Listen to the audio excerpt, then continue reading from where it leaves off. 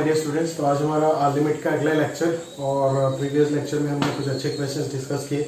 उसके बाद अभी हमारा अगला टॉपिक है ना, लास्ट थ्योरी के फॉर्मेट में देख सकते हो चैप्टर का सैंडविच थ्योरम। ठीक है, स्क्यूज प्ले थ्योरम के नाम से जाने जाते हैं, है ना। बेसिकली क्या सैंडविच बनता है इस थ्योरम में, अपन देखते हैं ध्यान से। ठीक है, तो पहले स्टेटमेंट को स्टडी करते हैं, फिर उसका एप्लीकेशन के ऊपर जाएंगे, है ना।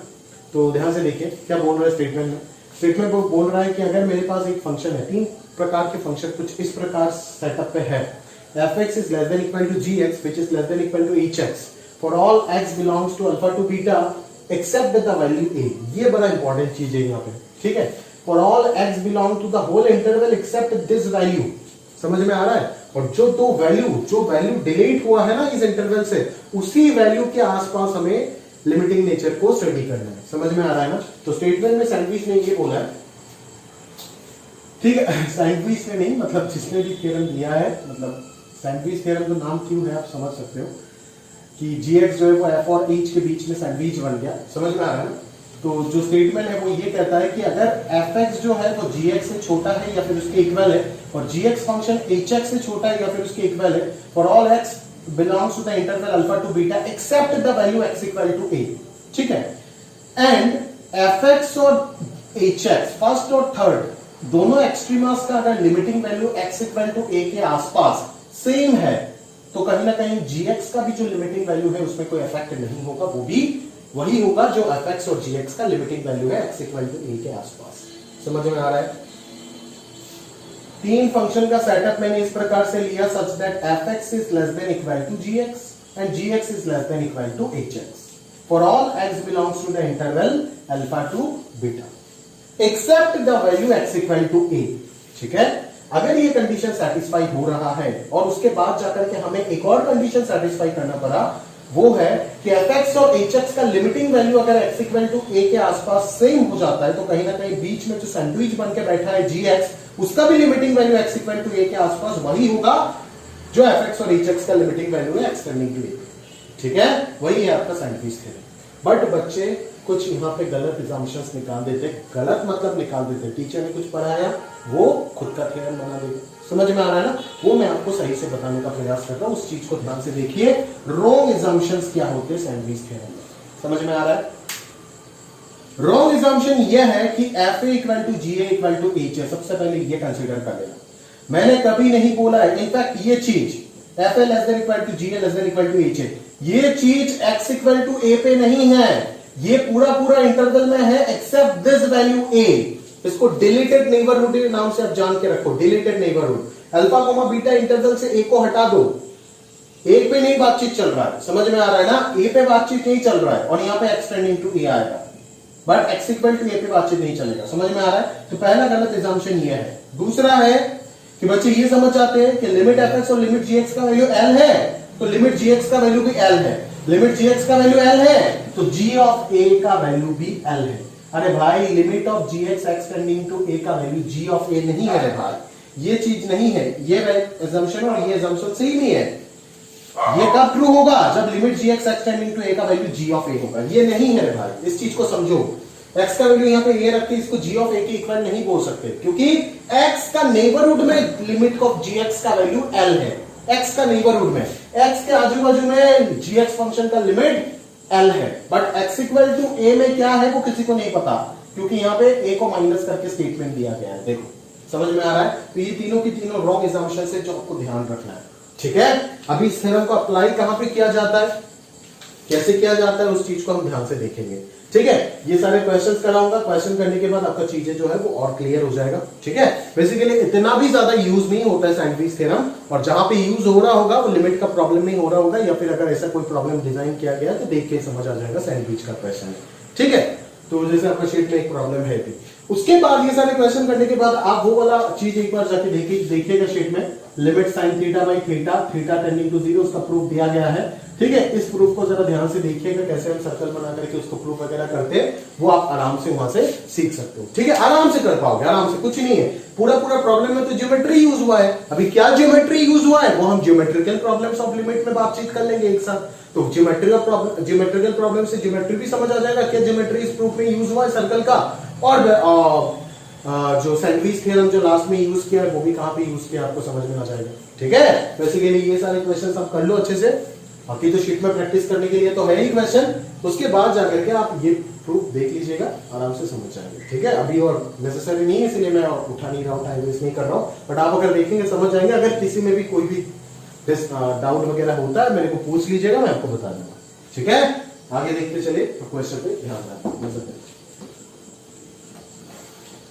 देखिए प्रॉपर्ली, पहले आपको लिमिट इवोल्यूट करने बोला और यहाँ पे कुछ इंफिनिट सीरीज टाइप का आपको लिमिट मिल रहा है। ठीक है, सीरीज टाइप का लिमिट मिल रहा है, हर जगह पे एक ही पैटर्न। बेसिकली ये इस प्रकार के पैटर्न के जो भी लिमिट होते हैं ना, ये तो स्पेशल आ गया, ये तो सैंडविच से ही करोगे, बट इस प्रकार के और भी कुछ क्वेश्चंस आपको मिल जाएगा। अगर करना चाहते हो आप शीट से अभी करना, अदरवाइज आप स्किप भी कर सकते हो। इस प्रकार के जो भी आपका 3, 4, 5 में और कुछ क्वेश्चंस मिलेगा इस सेट में, क्योंकि इस सेटअप के क्वेश्चन बेसिकली मैं जब एंड पे सजेस्ट करता हूं कि इंटीग्रेशन से ही करने के लिए। ठीक है, लिमिट इज सम बोल के एक और टॉपिक है, इंटीग्रेशन में मिलेगा, डेफिनेट इंटीग्रेशन में, उधर जाकर के हम इसको और डिटेल में और आसानी से बेसिकली कर सकते हैं। ठीक है, सैंडविच से आपको थोड़ा ज्यादा सोचना पड़ेगा, ज्यादा टाइम लेना पड़ेगा। ठीक है, चलो तो पहला क्वेश्चन उठाते हैं और समझते हैं एक करके कि किस प्रकार से सैंडविच थ्योरम यूज करके हम क्वेश्चंस को सॉल्व कर सकते हैं। जरा ध्यान से देखिएगा। ठीक है, जैसे पहला क्वेश्चन देख लीजिए, limit x tending to infinity, ठीक है ना, x plus 7 sin x divided by -2x plus 30। अभी x टेंडिंग टू इंफिनिटी है तो आप जानते हो कि हाईएस्ट पावर से डिवाइड करने वाला क्वेश्चन है, तो हाईएस्ट पावर से अगर डिवाइड कर देते हैं तो कहीं ना कहीं क्वेश्चन जो है वो एक झटके में सॉल्व हो जाएगा। बोले तो वो क्या, तो जरा ध्यान से देखिए, x plus 7 into sine x divided by x, और इधर हो जाएगा -2 प्लस 13 डिवाइडेड बाई एक्स। ठीक बात है। अभी x अगर इंफिनिटी को टेंड कर रहा है, ठीक है, तो ये किसको टेंड करेगा, 0 को, और ये भी कहीं ना कहीं क्या होगा, sine theta by theta, theta tending to 0 नहीं, थीटा टेंडिंग टू इंफिनिटी, तो ये भी किसको टेंड करेगा, 0 को। क्यों मैं बोलता हूं, साइन ऑफ इंफिनिटी का वैल्यू कोई भी फाइनाइट वैल्यू होगा इन बिटवीन -1 to 1, तो in between -1 to 1 divided by infinity किसको टेंड करेगा, ऑब्वियसली 0 को टेंड करेगा। ठीक है, तो ये आंसर जो है वो कहीं ना कहीं कुछ इस प्रकार का बनेगा, 1 प्लस 0 डिवाइडेड बाय -2 प्लस 0, तो आंसर हो जाएगा -1/2। ये तो ऑर्डिनरी आप इसको डायरेक्टली इस प्रकार से सॉल्व कर सकते हो। अगर एग्जाम में आएगा तो मैं भी ऐसे ही करूंगा, आप भी ऐसे ही करोगे। ठीक है, बट सैंडविच थ्योरम से भी इस क्वेश्चन को अपन, इस प्रॉब्लम को सॉल्व कर सकते हैं। वो कैसे करें उस चीज को जरा ध्यान से सोचते हैं। देखिए सर, मेरे साथ साथ प्रॉपर्ली देखने का कोशिश कीजिए। पहले तो हमें वो वाला प्लेटफॉर्म बनाना पड़ेगा कि fx less than equal to gx less than equal to hx for all x belongs to alpha to beta except a, deleted neighbourhood. ठीक है, डिलीटेड नेबरहुड। तो तब जाकर के अगर इस प्रकार का सेटअप बनाने के बाद अगर हमें मिल जाता है कि fx और hx का limit x tending to a पे सेम है, तो कहीं ना कहीं हम बाय सैंडविच थ्योरम हम स्टेट कर देंगे कि gx जो है उसका लिमिट जो है वो क्या होगा, x टेंडिंग टू a पे वही होगा जो fx और hx का है। ठीक है, तो चलिए जरा ध्यान से देखते हैं कि कैसे करेंगे। sin x का वैल्यू जो है वो -1 से 1 के अंदर होता है, पूरा दुनिया को पता है। ठीक है, 7 से मल्टीप्लाई कर तो ये क्या हो जाएगा, -7 से 7 तक। मैं डायरेक्टली कर रहा हूं, आपको ध्यान से करना है। ठीक है, 7 sin x प्लस x अगर करेंगे तो इधर 7 प्लस x हो जाएगा और इधर x माइनस 7 हो जाएगा। सही बात है।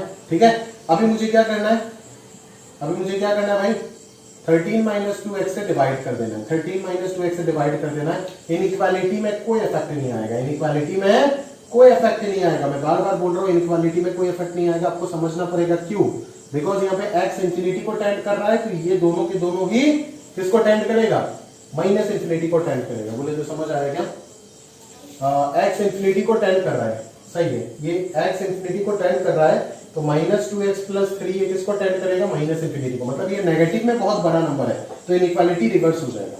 सही बात है, ये इनइक्वालिटी रिवर्स हो जाएगा। यहां से अगर मैं तरीके से लिखूं तो ये क्या लिखूंगा, 7 plus x divided by 13 minus 2x less than equal to 7 sin x plus x divided by 13 minus 2x less than equal to x minus 7 by 13 minus 2x। समझ आ रहा है, क्लियर है। अब इसका लिमिट निकालना है कहां पे, x टेंडिंग टू इंफिनिटी में। समझ में आ रहा है, तो x टेंडिंग टू इंफिनिटी में अगर इसका लिमिट निकालना है तो जरा हम इन दोनों का लिमिट चेक कर लेते हैं x टेंडिंग टू इंफिनिटी में। अगर इन दोनों का limit x tending to infinity में सेम होता है तो बाय सैंडविच थ्योरम हम ये बोल देंगे कि इसका लिमिट भी x टेंडिंग टू इंफिनिटी में वही होगा जो इन दोनों का लिमिट आ रहा है। ठीक है, तो आप ध्यान से एक चीज समझ सकते हो कि as limit x tending to infinity 7 plus x divided by 13 minus 2x is equal to limit x tending to infinity x minus 7 divided by 13 minus 2x is equal to कितना कितना आएगा? यहां से भी हाईएस्ट पावर से divide कर तो minus half, यहां से भी माइनस हाफ आएगा, तो ये दोनों के दोनों सेम आ गया, इक्वल आ गया, और वो इक्वल किसके आया? माइनस हाफ के इक्वल आया। Therefore by sandwich theorem we can state that limit x tending to infinity gx कौन है? 7 sin x plus x divided by 13 minus 2x is also equal to कितना? Minus half. इसका answer भी कितना आ गया? Minus half ही आ गया। देखो उधर से भी आंसर कितना आ रहा था? माइनस हाफ ही आ रहा था। समझ में आ रहा है? तो कुछ इस प्रकार से अपन पूरा चीजों को बहुत आसानी से सॉल्व कर सकते हैं। ठीक है, चलिए आगे सोचते हैं। नोट कर लीजिएगा प्रॉपर्ली, दोनों मेथड से ही नोट कर लीजिएगा, है ना, अच्छे से नोट करके रखेंगे कॉपी पे। ठीक है, आगे बढ़ते चलिए।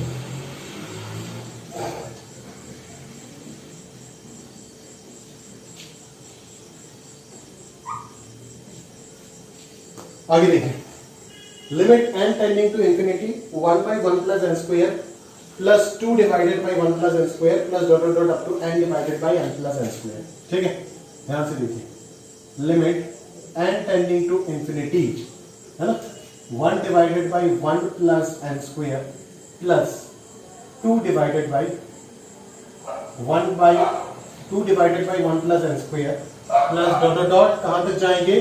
n divided by n plus n square. ठीक है, बेसिकली आपका क्वेश्चन क्या है? इस पूरे फंक्शन का लिमिट निकालना है जब n किसको टेंड कर रहा है? इंफिनिटी को। तो अगर आप यहाँ पे इंटीग्रेशन से इसको कर सकते हैं, एक लाइन का क्वेश्चन है, तब सिखा दूंगा, और हकीकत में एग्जाम में इंटीग्रेशन से ही करेंगे, बट फिर भी सैंडविच थ्योरम का एप्लीकेशन सिखा देता हूँ।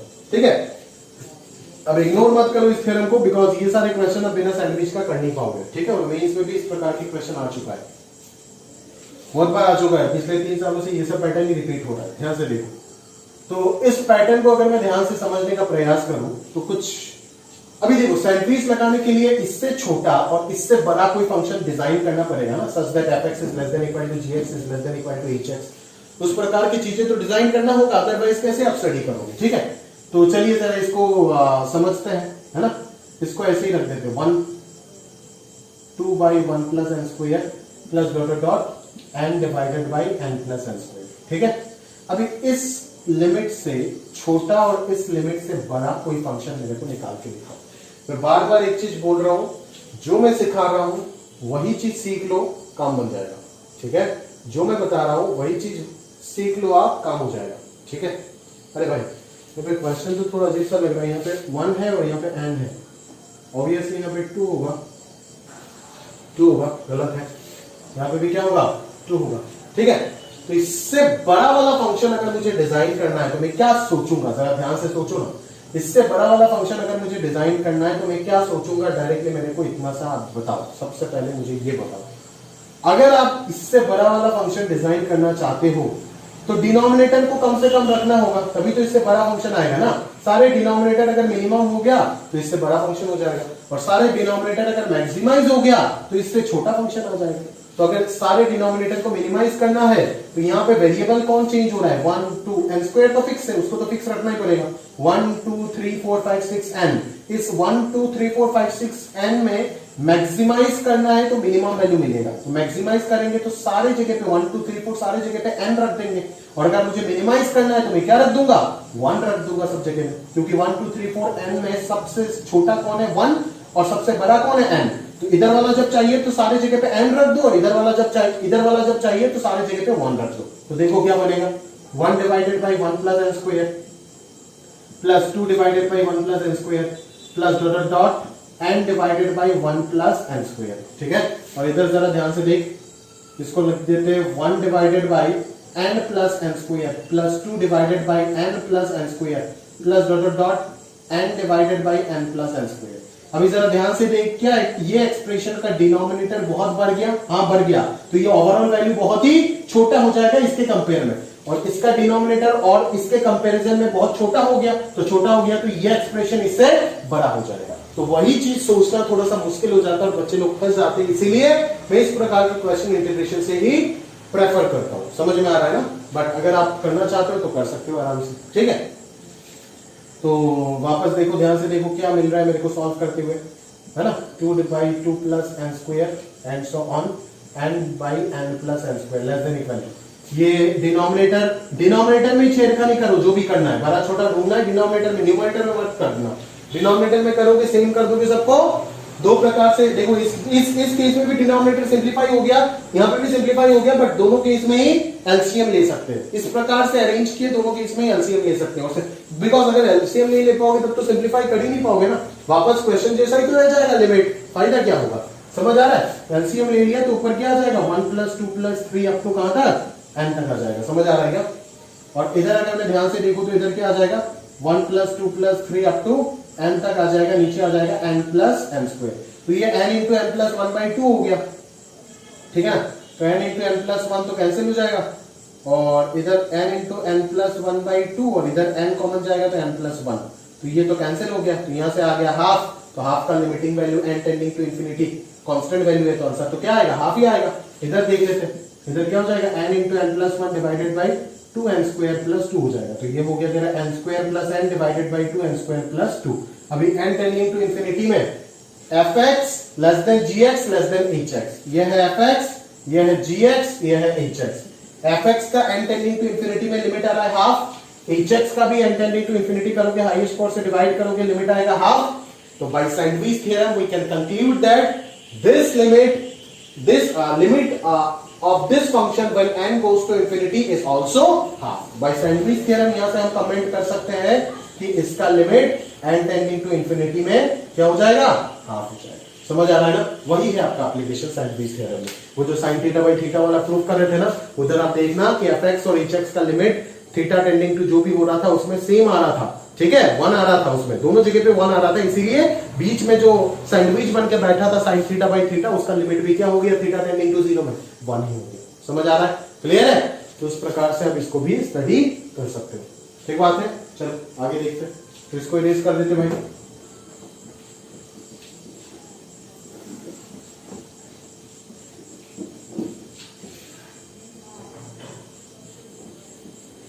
आगे देखते हैं अगले क्वेश्चन, ठीक है ना। अगले क्वेश्चन को ध्यान से देखने का प्रयास करो, लगभग सभी जगह पे कराए जाते हैं क्वेश्चन, है ना। किसी भी इंस्टीट्यूट का शेट वगैरह देखोगे मिल जाएगा। फेमस क्वेश्चन ये सैंडविच से ही बनेगा, ध्यान से देखो, ठीक है,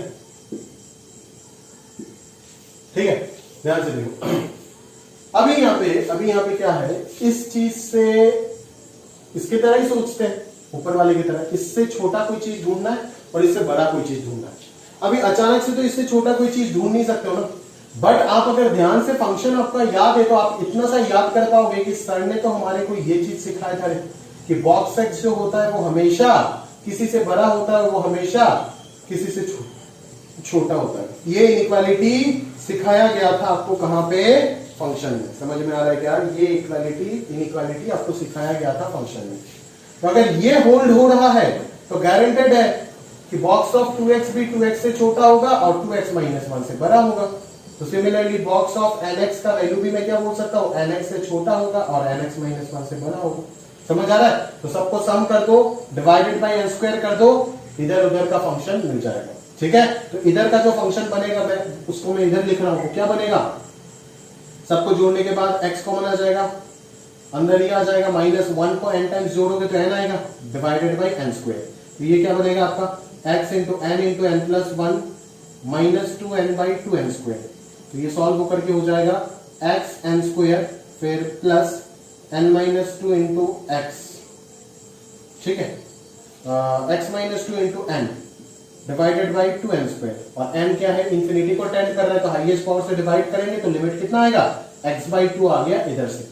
अभी अगर इधर जोड़ना शुरू कर दिया तो क्या आ जाएगा 1 + 2 + 3 अप टू n तक, और डिवाइडेड बाय n² आ जाएगा। तो ये हो जाएगा n × n + 1 × x divided bye 2n²। ये हो जाएगा xn² plus nx divided by 2n²। Highest power से डिवाइड करोगे तो इधर भी n टेंडिंग टू इंफिनिटी में लिमिट क्या आएगा, x/2। तो दोनों तरफ से लिमिट क्या आया, x/2 आया ना। तो भाई सैंडविच थ्योरम आप क्या बोल सकते हो कि इस फंक्शन का इनको सम करके जब n² से डिवाइड करेंगे तो ये बीच वाला फंक्शन का जो लिमिट होगा n टेंडिंग टू इंफिनिटी में, वो भी कितना हो जाएगा, x/2 ही हो जाएगा। समझ आ रहा है, ठीक है। फोर्थ वाला क्वेश्चन कुछ ही नहीं, कुछ भी नहीं। आप 4 को यहां पे देखो, आप ध्यान से 1² लिखा हुआ है, ये 2² लिखा हुआ है, ये 3² लिखा हुआ है, ये n² लिखा हुआ है। समझ में आ रहा है ना। तो अगर आपको ये पता है तो आप यहाँ पे भी तो 2 स्क्वायर लगा सकते हो, अगर कोई भी कांस्टेंट लगा सकते हो तो इस प्रकार से आप कर सकते हो ना एडजस्टमेंट। तो ये n स्क्वायर एक्स से छोटा होगा, ये n स्क्वायर एक्स से बड़ा होगा। समझ में आ गया? सिमिलरली आप ऐड कर दो, यहाँ पे बस समेशन का फॉर्मूला चेंज हो जाएगा और कुछ नहीं होगा। ठीक है, बुद्धि का चीज सेम रहेगा, यहाँ पे नीचे n क्यूब आ जाएगा बस। ठीक है ना, n क्यूब आ जाएगा और बस इसको सॉल्व कर लीजिएगा प्रॉपर्ली, आराम से काम हो जाएगा। ठीक है ना भाई? तो ध्यान से देख लो ये कितना आ रहा है, x into n into n plus one into two n plus one by 6, तो minus 6n by 6n cube हो जाएगा। समझ में आ रहा है ना? तो यहाँ पे n क्यूब का कोफिशिएंट कितना आएगा, ट्वाइस x आएगा और नीचे कितना आ रहा है 6, तो डिवाइड होकर के हाईएस्ट पावर से जब डिवाइड करेंगे आंसर कितना आएगा, x बाई 3 आएगा।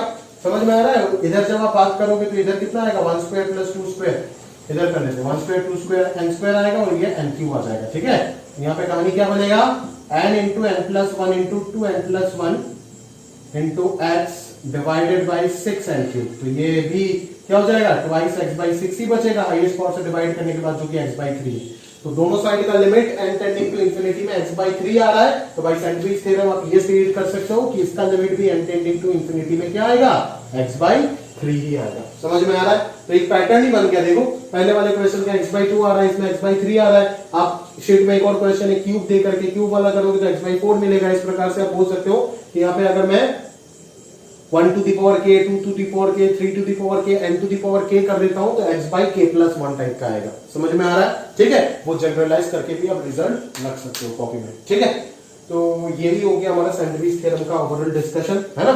इतना तक हम रखते हैं सैंडविच थ्योरम को, है ना? उसी से सफिशिएंट है, सारे सवाल बनेंगे, है ना? मोर देन इनफ चीज मैंने बता दी आपको, है ना? और शीट में जो भी एग्जांपल्स है आप मतलब जो भी रिमेनिंग क्वेश्चन बचता है प्रॉपर्ली कर लीजिएगा, हो जाएगा आराम से, है ना? और कुछ नहीं चाहिए। ठीक है, अभी हम आगे और भी कुछ अच्छे क्वेश्चन है लिमिट के बाकी है, जो आपका 30 ऑनवर्ड्स शीट में, तो एक्सरसाइज 2 में तो लगभग 55 तक है क्वेश्चन, तो और 20-25 क्वेश्चन में जितने भी अच्छे क्वेश्चन मिलता है तो आज के लेक्चर में मैं उठा देता हूँ और उसको प्रॉपर्ली डिस्कस करता हूँ। ठीक है, चलो तो देखते हो सारे। तो चलिए और कुछ क्वेश्चंस देखते हैं अपनी शीट से, ये है, ध्यान से देखिएगा। पहला क्वेश्चन देखिए 31 का 3। ठीक है, ये मैंने पिक किया 31 का 3। देखिए limit x tending to 0, limit x tending to 0 cosine of pi upon 2 cos x, ठीक है, divided by sine of x square. सही बात है, ठीक है ना? तो अगर x टेंडिंग टू 0 है तो मैंने आपको बोला था sin थीटा विल टेंड टू थीटा, तो sin of x square will tend to x square, and again sin of x square will tend to x square. तो इस चीज को अपन क्यों रखें, यहाँ पे हटा देते हैं और x स्क्वायर डाल देते हैं। ठीक है, तो फॉर्मेट जरा चेक कीजिए, तो ये cos 0 1 cos पाई बाई 2 0/0 का फॉर्मेट दिख रहा है, मतलब लॉपिटल तैयार है। तो अगर लॉपिटल तैयार है, नीचे x स्क्वायर है, तो दिल में थोड़ा सा सुकून मिला और लॉपिटल लगाने के पीछे अपन भाग गए। तो ट्वाइस x आ गया, उधर ऊपर आ गया minus sine pi upon 2 cos x into derivative of sir कितना हो जाएगा, pi by 2 cos x that is ऊपर sec x ना, तो पाई बाई 2 sec x का डेरिवेटिव, पाई बाई 2 तो कॉमन आ गया और sec x का derivative will be sec x into tan x। सही भाई, sec x का derivative sec x into tan x। तो कहीं ना कहीं यहाँ पे आप देख सकते हो कि sin थीटा बाई थीटा वाला फॉर्मेट नहीं बन रहा है, बन रहा है क्या? अच्छा, x अगर 0 को टेंड कर रहा है तो cos 0 1 को टेंड करेगा, तो sin पाई बाई 2 किसको टेंड करेगा, 0 को टेंड करेगा। ठीक है, तो sin ऑफ थीटा अगर 0 को टेंड कर रहा है तो अगेन मैं क्या लिख सकता हूं यहाँ पे, आप जानते हो मैं क्या लिखूंगा, ऑब्वियसली मैं क्या लिखूंगा, इसको पाई बाई 2 cos x लिख दूंगा, इसको पाई बाई 2 रहने दूंगा, ये sec x हो गया, ये tan x हो गया, डिवाइडेड बाई 2x हो गया। अभी tan x by x tending to 0 पे ये कितना हो जाएगा 1 sec x, और यहाँ पे cos x ऊपर जाएगा तो ये sec स्क्वायर x हो जाएगा, बेसिकली 0 पे ये भी 1 दे रहा है। ठीक है, तो बेसिकली आंसर कितना आ रहा है, pi square divided by 2 into 2 4, और 4 और इंटू 2 कितना 8। तो आंसर जो आ रहा है बेसिकली वो कितना आ रहा है, pi minus pi square by 8 आ रहा है। ठीक है, तो मैं जैसे जिस प्रकार से मैनिपुलेशन यूज किया उसी प्रकार से कहीं ना कहीं आप भी करोगे तो सीख जाओगे। ठीक बात है, क्लियर है? आगे बढ़ते चलिए, अगला क्वेश्चन ध्यान से देखिए। Limit n tending to infinity, limit n tending to infinity, एक बड़ा सा इंफिनिट सीरीज दे रखा है। अच्छा, इसको देख करके पहले मैं आपके साथ इसके बारे में बातचीत कर लेता हूं। ये जानते हो थियरी इक्वेशन में ये सब बातचीत कर लिया था आपके साथ, ठीक है? अच्छा, बेसिकली इसका वैल्यू निकालने के लिए मैं आपको नहीं बोल रहा हूं, मैं आपको बोल रहा हूं क्या इस चीज को मैं इस प्रकार से रिप्रेजेंट कर सकता हूं? क्या आप समझते हो क्या इस चीज को? अगर इस चीज को समझते हो तो कहीं ना कहीं मेरा काम जो है वो बहुत आसान हो जाएगा आपके लिए। समझ में आ रहा है? ठीक है, बेसिकली मैं इसको इंफिनिटी तक ना तोड़ के यहां तक तोड़ के दिखाता हूं आपको। इस चीज को आप लिखना देखो क्या है। ठीक है, एकदम अंदर वाले को पहले लिखो, ये क्या हो जाएगा a to the power half. ठीक बात है, क्लियर है? तो ये क्या हो गया a इंटू ये क्या हो गया a to the power half, ये हो गया a टू द पावर 1/4। ये रूट, ये वाला रूट जब इन दोनों के ऊपर ऑपरेट हो रहा है तो इसी प्रकार से आएगा। अब ये बाहर वाला रूट जब इसके ऊपर लग रहा है तो a to the power half, a to the power 1/4, a to the power 1/8 इसी प्रकार से तो बनेगा ना। ठीक है, तो जब बेस को सेम बेस में लिखूंगा तो ये पावर सारे के सारे ऐड हो जाएगा। सही बात है? तो इस चीज को भी कहीं ना कहीं इस प्रकार से अपन लिख सकते हैं। ठीक है, इसका वैल्यू निकालने के लिए नहीं बोल रहा हूं, बट ये कंसेप्ट शायद अभी आपने पहले बार देखा। ठीक है, तो इसी चीज को अपन इस क्वेश्चन में कहीं ना कहीं यूज करेंगे, है ना, और दूसरा कुछ सोचने का प्रयास करेंगे। जरा ध्यान से देखिएगा इसको अपन किस प्रकार से रिप्रेजेंट करते हैं। Limit n tending to infinity n square 1 minus cosine of 1/n whole to the power, अपन क्या डालने वाले हैं यहाँ पे, half plus 1/4 plus 1/8 plus up to infinity तक चलेगा भाई। समझ आ रहा है? तो ये limit n tending to infinity, ये n स्क्वायर हो गया, ये 1 माइनस कोसाइन ऑफ 1/n हो गया, और ये सारे के सारे ऐड होकर के half divided by 1 minus half हो गया भाई। समझ आ रहा है क्या? तो ये हाफ ऑफ कैंसिल होकर के 1 हो गया, तो ये n टेंडिंग टू इंफिनिटी, ये n स्क्वायर हो गया, और 1 minus cos theta will be 2 sin square theta, and theta is 1/n। समझ में आ रहा है? तो n टेंडिंग टू इंफिनिटी में 1/n किसको टेंड करेगा भाई? 0 को टेंड करेगा। पूरा दुनिया को पता है 0 को टेंड करेगा ना। अगर 0 को टेंड करेगा तो साइन लिखना और ना लिखना बराबर है, आप जानते हो। बस इसको डायरेक्टली क्या लिख सकते हैं, 1/n होल स्क्वायर। तो नीचे n स्क्वायर, ऊपर n square cancel, answer will be 2। समझ आ रहा है? एक झटके से सॉल्व। ठीक है, बस एक कांसेप्ट अगर पता है तो आराम से इस क्वेश्चन को आप निपटा सकते हो। समझ आ रहा है ना? ठीक है, इसी प्रकार से सवाल आप देखेंगे पहली बार में तो आपको बहुत डिफिकल्ट लगेगा, बट मेरा करने का अंदाज को फॉलो करो और उस प्रकार से चीजों को सीखने का कहीं ना कहीं कोशिश रखो।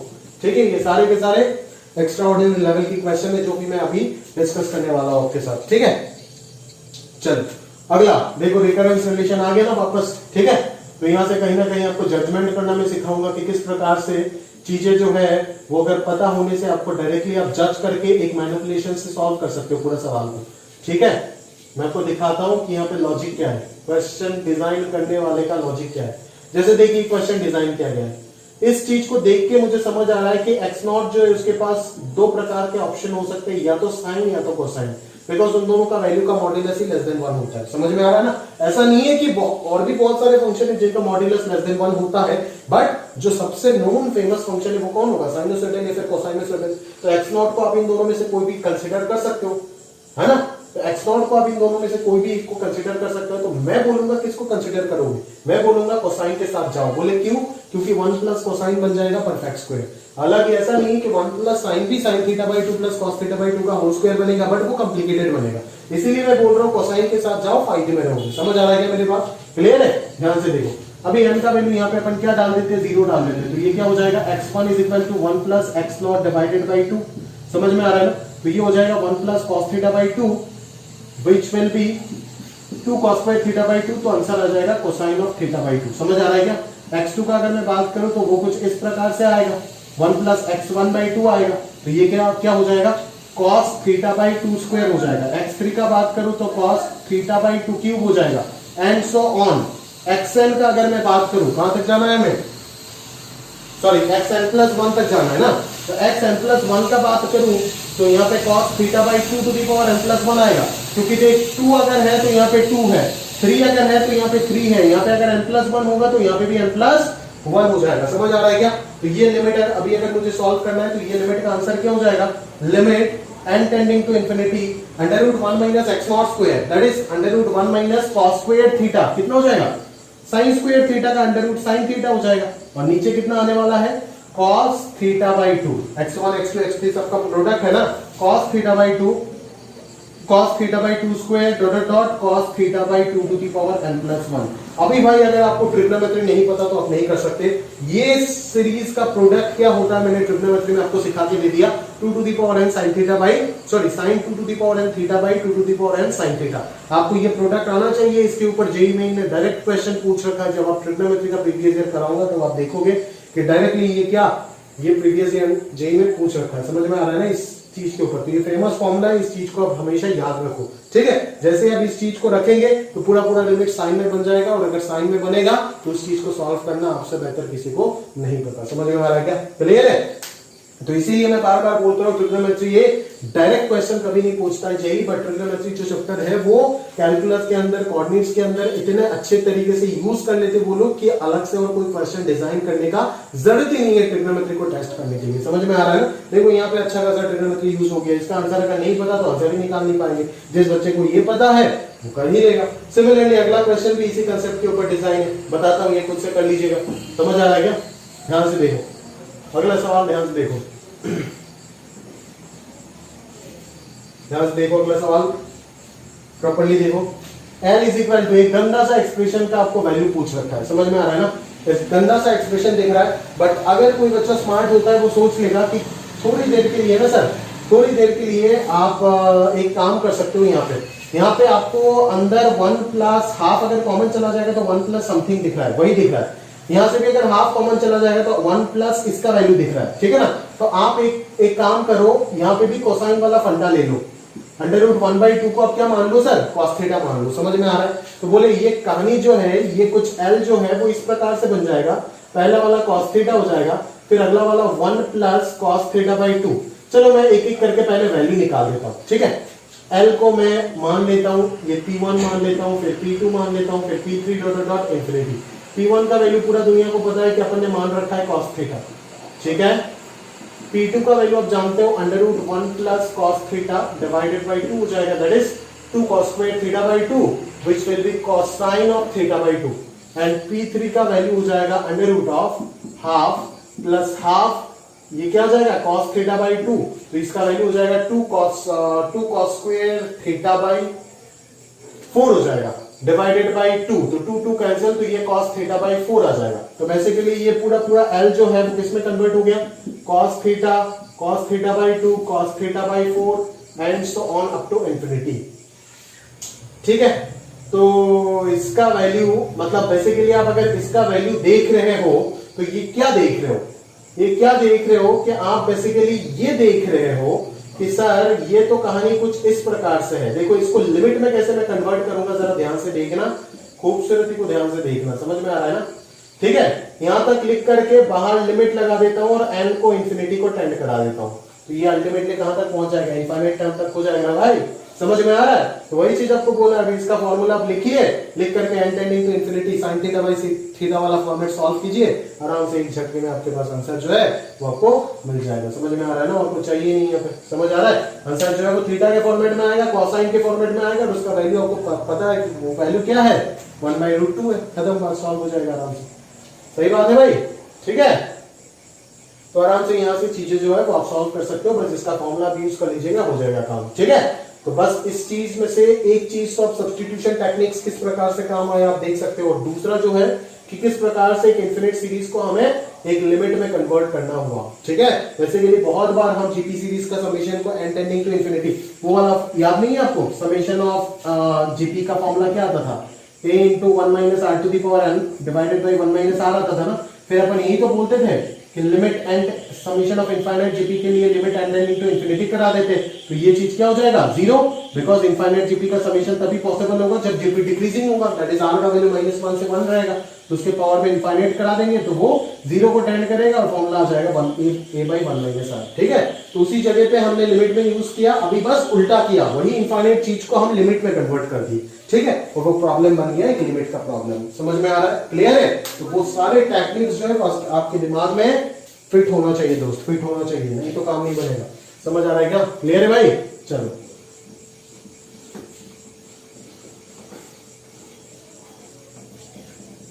आगे। If alpha and beta roots of ax square plus bx plus c is equal to 0, ax square plus bx plus c is equal to 0, इसका रूट कौन है, अल्फा है और कौन है, बीटा है। समझ आ रहा है? तो आपको कुछ इसका लिमिट निकालना है दोस्त, आपको कुछ इसका लिमिट निकालना है। अभी जरा ध्यान से अगर मैं बोलूं तो देख पाएगा कि ये क्या लिखा हुआ है, ये C x square plus B x plus A लिखा हुआ है ना। इसको पहचानता है क्या, कुछ याद आ रहा है? C x square plus B x plus A को देख करके सर ने तो सब कुछ पढ़ा रखा है, क्या आप पढ़े थे क्या? याद करो तो जरा एक बार ध्यान से। A x square plus B x plus C से C x square plus B x plus A मतलब क्या है, मतलब x की जगह पे कुछ 1/x टाइप का आ गया होगा शायद, तभी तो ऐसा पॉसिबल हो रहा होगा ना सर। नहीं समझ नहीं आ रहा है क्या? तो ये a plus B x plus c x square is equal to 0, ये देखो ये बन गया ना, ये वाला चीज समझ में आ रहा है। मतलब x की जगह पे 1/x, याद आ रहा है कुछ ट्रांसफॉर्मेशन ऑफ रूट्स के बारे में, याद आ रहा है थ्योरी ऑफ इक्वेशन में पढ़ाया था सर ने, ट्रांसफॉर्मेशन ऑफ रूट। मतलब इसका रूट अगर अल्फा बीटा है तो इसका रूट, इस इक्वेशन का रूट डेफिनेटली कौन होगा, 1/अल्फा और 1/बीटा होगा। अगर इस इक्वेशन का रूट, हमने इस चीज से इसको देख करके ये जजमेंट लगाया, पहला ट्रिकी चीज तो यही है, इस चीज को देख करके और इसको देख करके इसका जजमेंट लगाना कि इसका रूट, पहले तो सोचा यहां से ये बनेगा कैसे जब 1/x आएगा, वो तो आपको दिखना पड़ेगा। अगर प्रैक्टिस करोगे अच्छे से थ्योरी ऑफ इक्वेशन तो आराम से एक झटके में दिख जाएगा ये सारे चीज। उधर इससे भी टफ टफ क्वेश्चन आप करके आएंगे तो यहां से आराम से क्या होगा, बस बेसिक फंडा यूज होता है सर, हमेशा बेसिक फंडा यूज होता है, इतना बड़े बड़े चीज यूज नहीं होते हमेशा, ठीक है ना। तो C x square plus B x plus A is equal to 0 का रूट हो जाएगा 1/अल्फा प्लस 1/बीटा।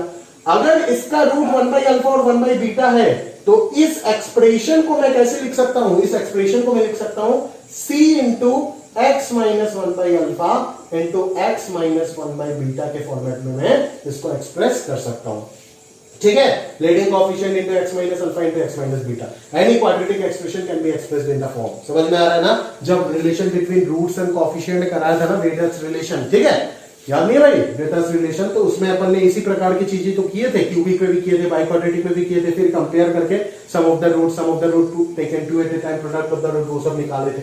समझ आ रहा है ना, तो उसी प्रकार की चीजें आप आराम से यहाँ पे कर सकते हो। अभी आपका लिमिट जो है वो कहीं ना कहीं कुछ सिंप्लीफाई हो जाएगा, बट अभी भी खेल है, अभी भी खेल बाकी है इस लिमिट के अंदर, है ना। Cosine c x square plus B x plus a divided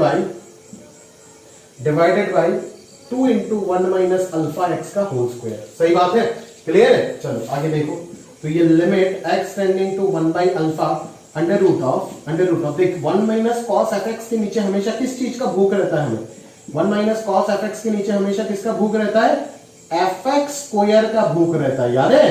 तो इसी एफ एक्स स्क्वायर को ऊपर नीचे मैंने एडजस्टमेंट किया, समझ आ रहा है। तो ये 2 into 1 minus alpha x whole square हो गया, ठीक है। तो 1 minus cos f x by f x square, x tending to 1/अल्फा में क्या एफ एक्स टेंडिंग टू 0 हो रहा है, बिल्कुल x टेंडिंग टू 1/अल्फा हो गया, तो ये चीज किसको टेंड करेगा, 0 को टेंड करेगा। तो इस पूरा लिमिट का आंसर क्या आ जाएगा, हाफ आ जाएगा। तो ये लिमिट x टेंडिंग टू 1/अल्फा under root of half into, अब इसका वैल्यू आप इसके फॉर्मेट में रख के तो फायदा नहीं, ये लिख दो डायरेक्टली, तो ये कितना आ जाएगा, C square into x minus 1/अल्फा whole square into x minus 1/बीटा होल स्क्वायर। और यहां से भी अगर माइनस अल्फा कहीं ना कहीं मैं कॉमन ले लेता हूं तो 2 अल्फा स्क्वायर नीचे आ जाएगा और इधर क्या आ जाएगा, x माइनस 1/अल्फा का होल स्क्वायर। तो ये फैक्टर कैंसिल हो गया, ठीक है। और 1/अल्फा अगर डाल देंगे तो ये कितना आ जाएगा, 1/4, 4 का अंडर रूट होकर के 1/2 बाहर आएगा, और इधर c और 1/अल्फा माइनस 1/बीटा का whole square divided by alpha square. तो ये सब के सब मॉड्यूलस के अंदर घुस जाएगा, दैट इज c इंटू 1/अल्फा माइनस 1/बीटा डिवाइडेड बाई अल्फा, उसका मॉड्यूलस, और बाहर क्या आ गया, हाफ आ गया। समझ में आ रहा है। तो देख रहे हो ना किस प्रकार से मिक्स करके क्वेश्चन बनाया गया है, ट्रांसफॉर्मेशन ऑफ रूट और सिंपल सा लिमिट का concept. 1 minus cos f x by f x वाला फंडा भी यूज हो गया, लिमिट भी टेस्ट हो गया यहाँ पे आपका, और ट्रांसफॉर्मेशन थ्योरी ऑफ इक्वेशन दोनों चैप्टर से। और अगर जेई अगर आपका ट्रांसफॉर्मेशन का नॉलेज चेक करना चाहता है तो क्या उनको इस प्रॉब्लम को डिजाइन करने के बाद लिमिट और ट्रांसफॉर्मेशन में अलग से कोई प्रॉब्लम डिजाइन करने का जरूरत है, नहीं, एक ही प्रॉब्लम से वो समझ जाएगा, ठीक है ना। एक ही प्रॉब्लम से वो समझ जाएगा बच्चे को ट्रांसफॉर्मेशन और लिमिट आता है या नहीं, और ये भी सीख जाओगे कि एप्टीट्यूड साथों साथ तैयार रखते हो या नहीं। समझ में आ रहा है ना कि मल्टीपल चीजें एक साथ अगर यूज कर दिया गया तो क्या आप सोच पाते हो या नहीं, ठीक है ना। इसीलिए एडवांस के सिलेबस कम होता है, मेंस के सिलेबस ज्यादा होता है। वो सिलेबस और भी अगर कम हो जाता है ना एडवांस का तो भी सफिशिएंट हो जाएगा, एक ही प्रॉब्लम से मल्टीपल टॉपिक चेक कर लेंगे वो लोग। समझ आ रहा है। तो कुछ इसी प्रकार से आपको चीजें जो है वो सीखना पड़ेगा, है ना। चलिए लास्ट प्रॉब्लम देख लेते हैं।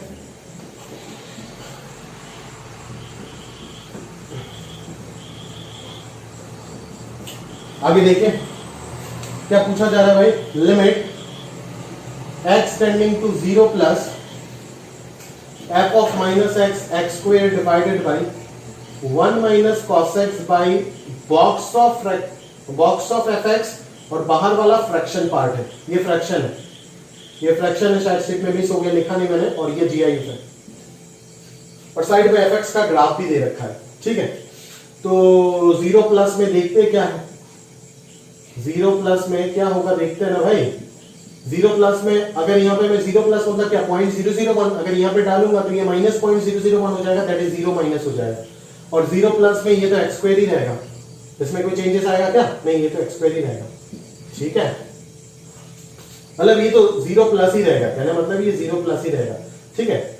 और 0 प्लस में ये क्या होगा, F x, F of 0 plus, f of 0 plus में एफ एक्स कितना है, 2 है ना।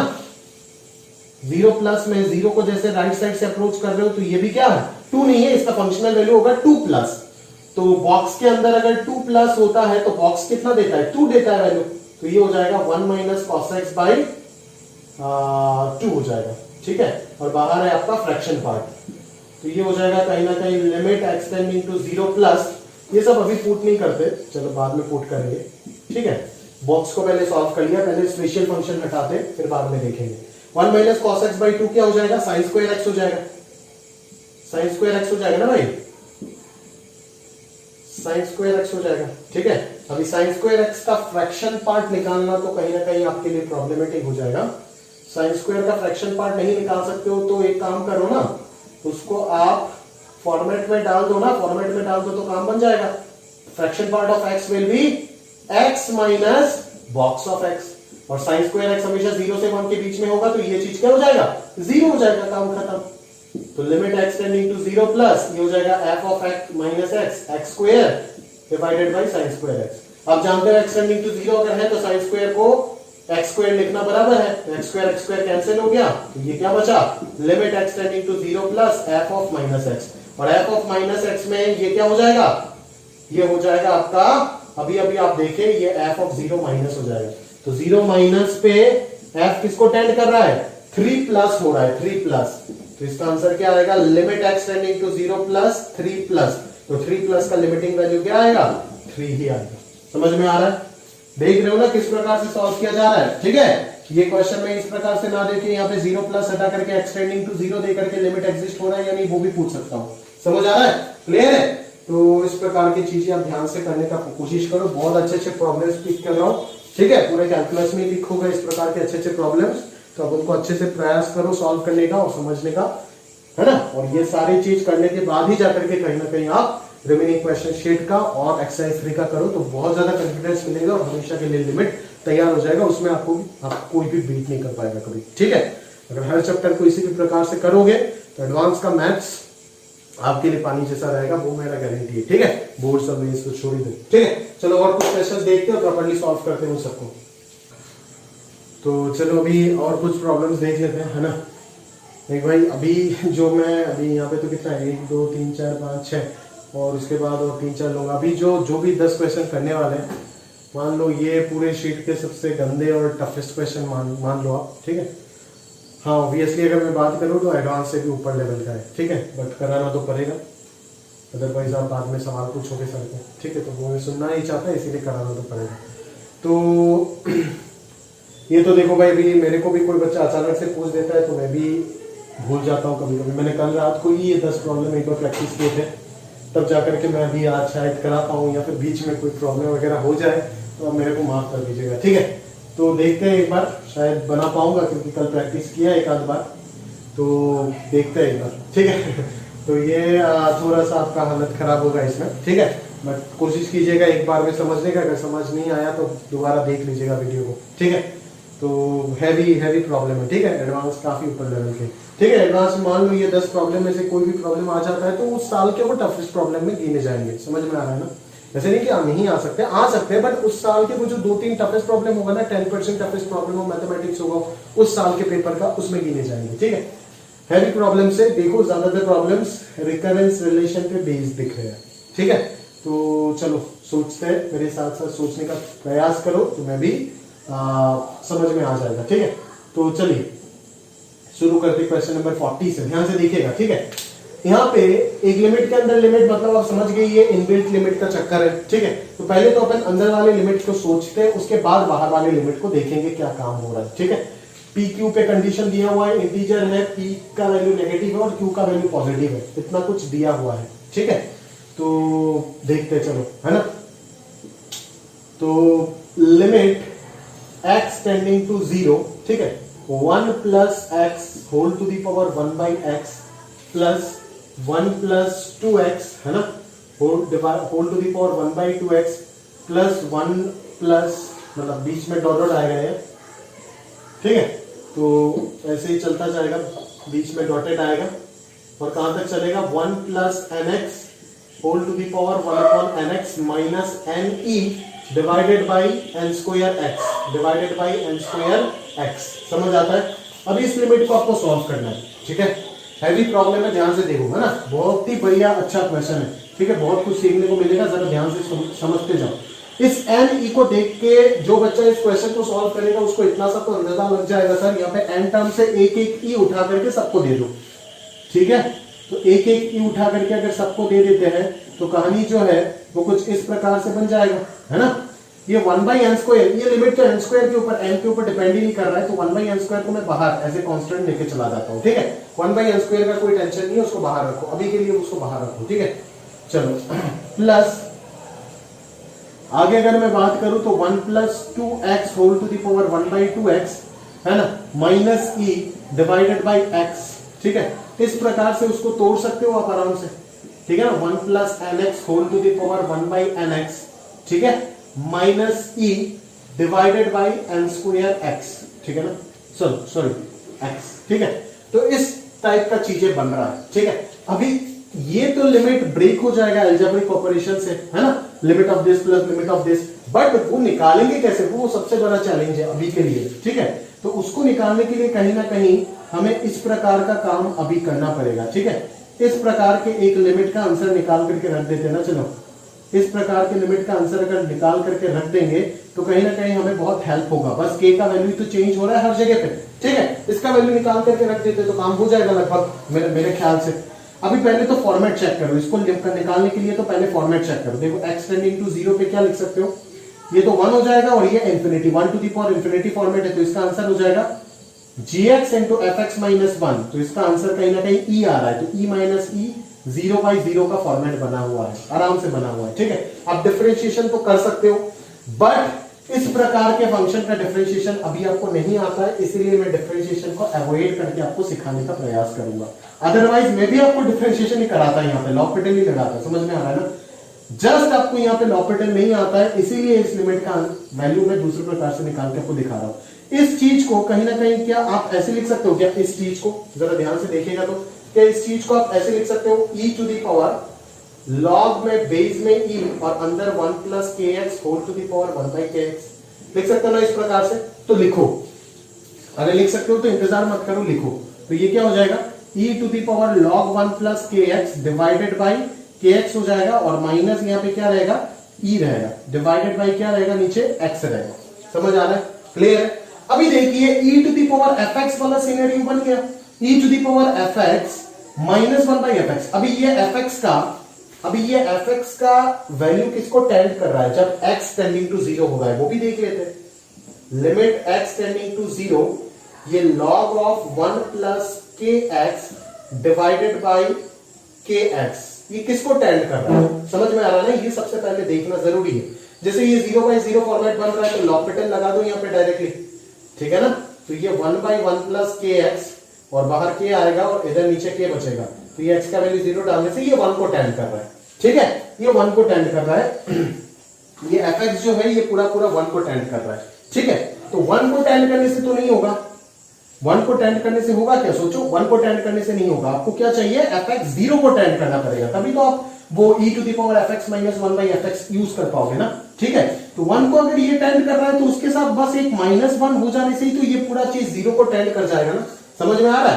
तो इसके साथ -1 अगर लगा रहे हो तो +1 भी तो लगाना पड़ेगा, समझ में आ रहा है ना, क्लियर है भाई। तो यहां से अल्टीमेटली एक e बाहर आएगा, उस चीज को आप समझ पा रहे हो क्या, ध्यान से देखो। e टू दी पावर इस चीज को तो मैं रख दूंगा और अंदर बचेगा, ध्यान से देखना, 1 plus k x divided by k x minus 1, है ना, और माइनस 1 रहेगा यहाँ पे, ठीक है, डिवाइडेड बाई एक्स रहेगा। ध्यान से देखो, ये चीज ही बचेगा, ध्यान से देखना, ठीक है, because e to the power 1 और यहाँ पे भी e है तो e कॉमन आ गया, ठीक है ना। तो ये e to the power fx minus 1 divided by fx, fx tending to 0, fx कौन है मेरा, ये पूरा पूरा हो गया मेरा fx, क्योंकि ये x को 0 टेंडिंग टू 0 नहीं हो रहा है, इसको इससे जब माइनस 1 करेंगे तब वो टेंडिंग टू 0 हो रहा है, ठीक है। तो इसके नीचे भी मुझे क्या करना पड़ेगा, इस पूरा लिमिट के अंदर, ये पूरा लिमिट को ध्यान से स्टडी करो, ये e to the power fx minus 1, नीचे बस किसका कमी है, fx का कमी है, sin x बाई x के तरह, ठीक है। तो ये लिमिट का आंसर मैं डायरेक्टली क्या लिख सकता हूं, fx लिख सकता हूं, बिकॉज आप जानते हो ना भाई, e to the power fx minus 1 divided by fx, जब लिमिट fx टेंडिंग टू 0 होता है तो ये किसको टेंड करता है भाई, ये 1 को टेंड करता है, समझ में आ रहा है ना। तो बस नीचे यहाँ पे fx का कमी है तो fx नीचे लगा देंगे, ऊपर भी लगाना पड़ेगा ना, वो लिमिट तो 1 हो जाएगा और fx बचा रहेगा। तो इसका आंसर डायरेक्टली यहाँ पे, इसको मैं इरेज कर रहा हूं अभी, ठीक है, इसको मैं इरेज कर रहा हूं, ध्यान से देखो, ठीक है। तो इसका आंसर मैं डायरेक्टली यहाँ पे क्या लिख सकता हूँ, लिमिट x टेंडिंग टू 0, यहाँ पे कौन बचेगा, fx बचेगा, fx that is your log of 1 plus kx divided by kx minus 1 by x, समझ में आ रहा है। इसको आप एलसीएम लो, इसको आप एलसीएम लो, काम निपटाओ, ठीक है। ये हो गया log of 1 plus kx minus kx divided by kx square, समझ आ रहा है। तो ये हो जाएगा limit x tending to 0 1 by 1 plus kx minus k divided by twice kx, ठीक है। डिफरेंशिएशन कर दिया क्योंकि ये 0 by 0 फॉर्म दिख रहा है ना। तो डिफरेंशिएशन करने के साथ साथ देख क्या हो गया, जरा ध्यान से देख, इसको मैं इधर लिख रहा हूं यार, जगह कम हो गया, ठीक है, या ऊपर लिख दूं, हाँ ऊपर लिख देता हूं, क्वेश्चन हटा देता हूं, है ना, ऊपर लिख दूं, चल रेड से लिख दूंगा तो और बेहतर हो जाएगा, नहीं ब्लैक से लिख देता हूं, चल e इंटू ये क्या हो जाएगा तुम्हारा, लिमिट x टेंडिंग टू 0, ये हो जाएगा 1 माइनस, ये क्या है, k है ना, तो 1 माइनस एलसीएम लेने के बाद k minus k square x divided by हो जाएगा 2kx plus 2k square x square, ठीक है भाई। तो ये कौन सा फॉर्मेट दिख रहा है भाई, कौन सा फॉर्मेट दिख रहा है, ये ऊपर दिख रहा है आपका, ऊपर दिख रहा है आपका क्या, ऊपर दिख रहा है, अभी तक तो ये कौन सा फॉर्मेट में था, log 1 0 माइनस 0 बाई 0 के फॉर्मेट में था, 0 बाई 0, ठीक है। तो log ऑफ 1 प्लस fx, अच्छा अच्छा अच्छा, तो यहाँ पे कहीं ना कहीं कोई मिस्टेक तो नहीं हुआ ना मुझसे, के x square log of 1 plus fx by fx, अच्छा सही तो क्या, 1 प्लस के, अच्छा अच्छा अच्छा, 1 plus k x into derivative of sir नहीं किया, डेरिवेटिव ऑफ सर करूंगा तो क्या होगा, के आएगा ना एक और वापस, ठीक है ना, और माइनस उधर के आएगा, ठीक है। तो ये होगा के माइनस, हाँ सही है, के माइनस के माइनस के स्क्वायर एक्स, तो ये के कैंसिल हो गया, के कैंसिल होने के बाद ये के कैंसिल हो गया, तो ये क्या बच रहा है, ये बच रहा है e into limit x tending to 0, है ना, minus k square x divided by 2kx common चला गया और 1 प्लस kx बच गया, तो यहाँ पे kx से kx स्क्वायर कैंसिल होने के बाद माइनस k बच रहा है यहाँ पे, ठीक है। तो x टेंडिंग टू 0 डालने से ये कितना आ रहा है, कितना आ रहा है यहाँ पे, देखो x टेंडिंग टू 0 डालने से यहाँ पे कितना बच रहा है, k बच रहा है ना, तो माइनस k बाई 2 इंटू 1, तो ये हो जाएगा माइनस e k बाई 2 आ रहा है, समझ में आ रहा है, कितना आ रहा है answer, minus e k by 2 आ रहा है, मतलब इस लिमिट का आंसर कितना आ रहा है, माइनस e k बाई 2, ठीक है। चलो इस लिमिट का आंसर कितना आया, माइनस e k बाई 2 आया, है ना, याद रखना, इसको नोट कर लो, मैं इरेज कर रहा हूं, जगह नहीं है सर मेरे पास, ठीक है। e k बाई 2 आ रहा है, सही बात है, चलो e k बाई 2 आ रहा है, मतलब 1 बाई एन स्क्वायर को हटा यहां से, इस लिमिट का आंसर क्या आएगा, माइनस e बाई 2 तो कॉमन ले लो, और k यहाँ पे k का वैल्यू 1 है, यहाँ पे 2 है, यहाँ पे 3 है, एंड सो ऑन, कहां तक है, n तक है, समझ में आ रहा है। तो ये कौन सा फॉर्मेट हो गया, minus e divided by 2n square, और ये हो गया n into n plus 1 divided by 2 हो गया, तो ये हो गया minus e n square minus e n divided by 4n square हो गया, समझ में आ रहा है क्या, क्लियर है भाई, समझ में आ रहा होगा ना। तो यहाँ पे n टेंडिंग टू इंफिनिटी है ना, बाहर लिमिट कौन सा लगा हुआ है, n टेंडिंग टू इंफिनिटी में हाईएस्ट पावर से डिवाइड करेंगे तो आंसर क्या आएगा, माइनस ई बाई 4 है, और आंसर जो है वो क्या दे रखा है बोलो, P बाई क्यू इंटू ई दे रखा है, तो ई कैंसिल करेंगे तो P बाई क्यू का वैल्यू क्या आएगा, -1/4 आएगा।